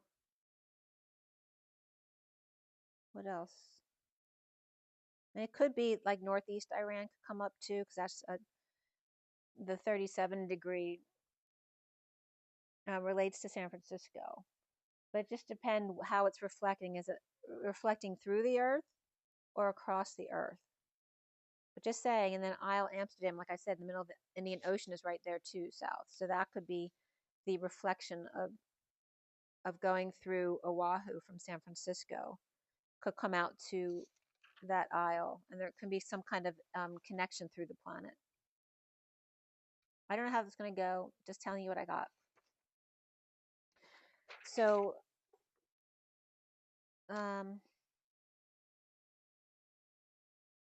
I get more. I keep asking about like what more about that, but I wasn't getting clarity. So when I get more clarity about that, I'll let you know. The heart fire, but I kept getting the energy of heaven on earth, because they're telling us we're moving to heaven on earth. The heart fire is the Christed flame, comes through the rose heart to project the heaven on earth, balancing act of heaven on earth. Changing gears like the bike, flying high and then climbing to open the heart and mind to project heaven on earth. Lovers and angels of Jupiter awaken from their beauty rest on the fool's journey, loving all that is, when the tower comes in the heart of the moment. The Ace of Cups, knowing without knowing, as Mary Magdalene steps up to carry the weight of the world. And Thoth with the rings of time. And Thoth was coming up to saying, you know, my time is through, little left to do. From Thoth, though, not from Jesus. And saying, so if you want to ask me questions, ask me now, because I may not be available in the future, because he may be changing his vibration. And by the way, when I was looking up Jupiter aspects there are no Jupiter aspects in July. That was the only month without Jupiter aspects. The other ones have a considerable amount. But the only hookup with Mars of Jupiter was June 19th to the 24th is a sextile, and then let's see, in October 27th, 29th is a triangle. So there's a trine there. Was there yeah. Okay. So with Rings of Time in 44, which is Hercules for me, or her harvest, and the Four of Cups, and the first card of the 58 Beauty Rest, the 3D grounding and integrating or boredom, and the 5D connection, meditation and rest. Let's see if I have this picture for you.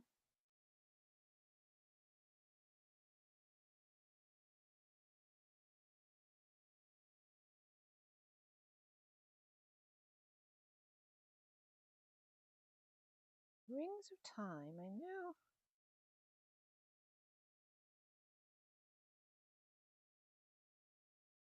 Well, the Rings of Time, it's from the Ascension deck. Is it? Oh, maybe it's Journey of Love. It's just like an old person. It's like an old person of Thoth with a bird head sitting in a wheelchair. That's the number 44 card. And then the underlying energy of sensual awakening with the 64 after the 39 divine feminine, Knight of Cups leads the way with self-initiating in the vortex in high vibe destiny in a 3-to-1 leap of faith as the wake-up call for sweet soul to rise and the Emperor 4 to keep it simple. So it's again this energy of the Page of Cups to rise out from the Emperor as his inner child as the Empress burning hero handles the group or conflicts to end the pain and feel the bliss. As Shakti Sun comes out with the 19, to shock rays, the chakras, the 43 of the Three of Cups, the bride offers herself as the 54 Page of Swords, Earth Angel. The bliss of the sun and joy of the Page of Swords and the message, aligning the 11, the 1 and the 1, the eruption of light, and the justice of taking a risk as she loves. 11 and 61, by the way, here is 72, which is that 4 pentacles of the divine masculine's heart. As 21, feminine and masculine, she is the moon. From sun to moon, the joy of the Page of Swords, Libra, or message of justice, coming clean with the world, or about being Mother Earth, and she the moon. The 13 of transition of gifts received, seeing orbs in nature and union with the towering magnificence of heaven and earth. Where then the cards 13 and 30 added up to 43, which is the coming together in joy. And again, that's the vertical and horizontal pillars again, the Empress and the Emperor, and the joy of both. The underlying energy of forgiveness, discernment, and deja vu on the 15th.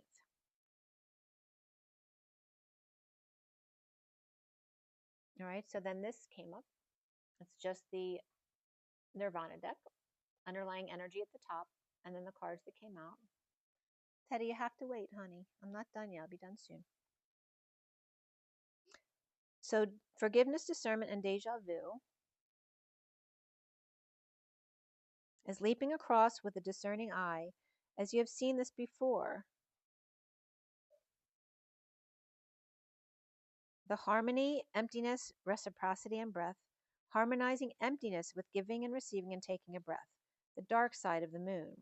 As the divine masculine removes the mask and the divine feminine focusing on her thoughtful intentions, the philosopher's stones, the elephant and Sophia's path of one, and Kintsugi, the Japanese art form and outlook that what is broken can be repaired into beauty. Its poetry adding to the precious metals, the connective tissue, the golden lessons, and the new pattern that materializes. To find the lightness of being, to transmute tough moments into works of art. The magic potion, the genie in the bottle that transcends the bottle, with direction, transcendence of resistance to partnership.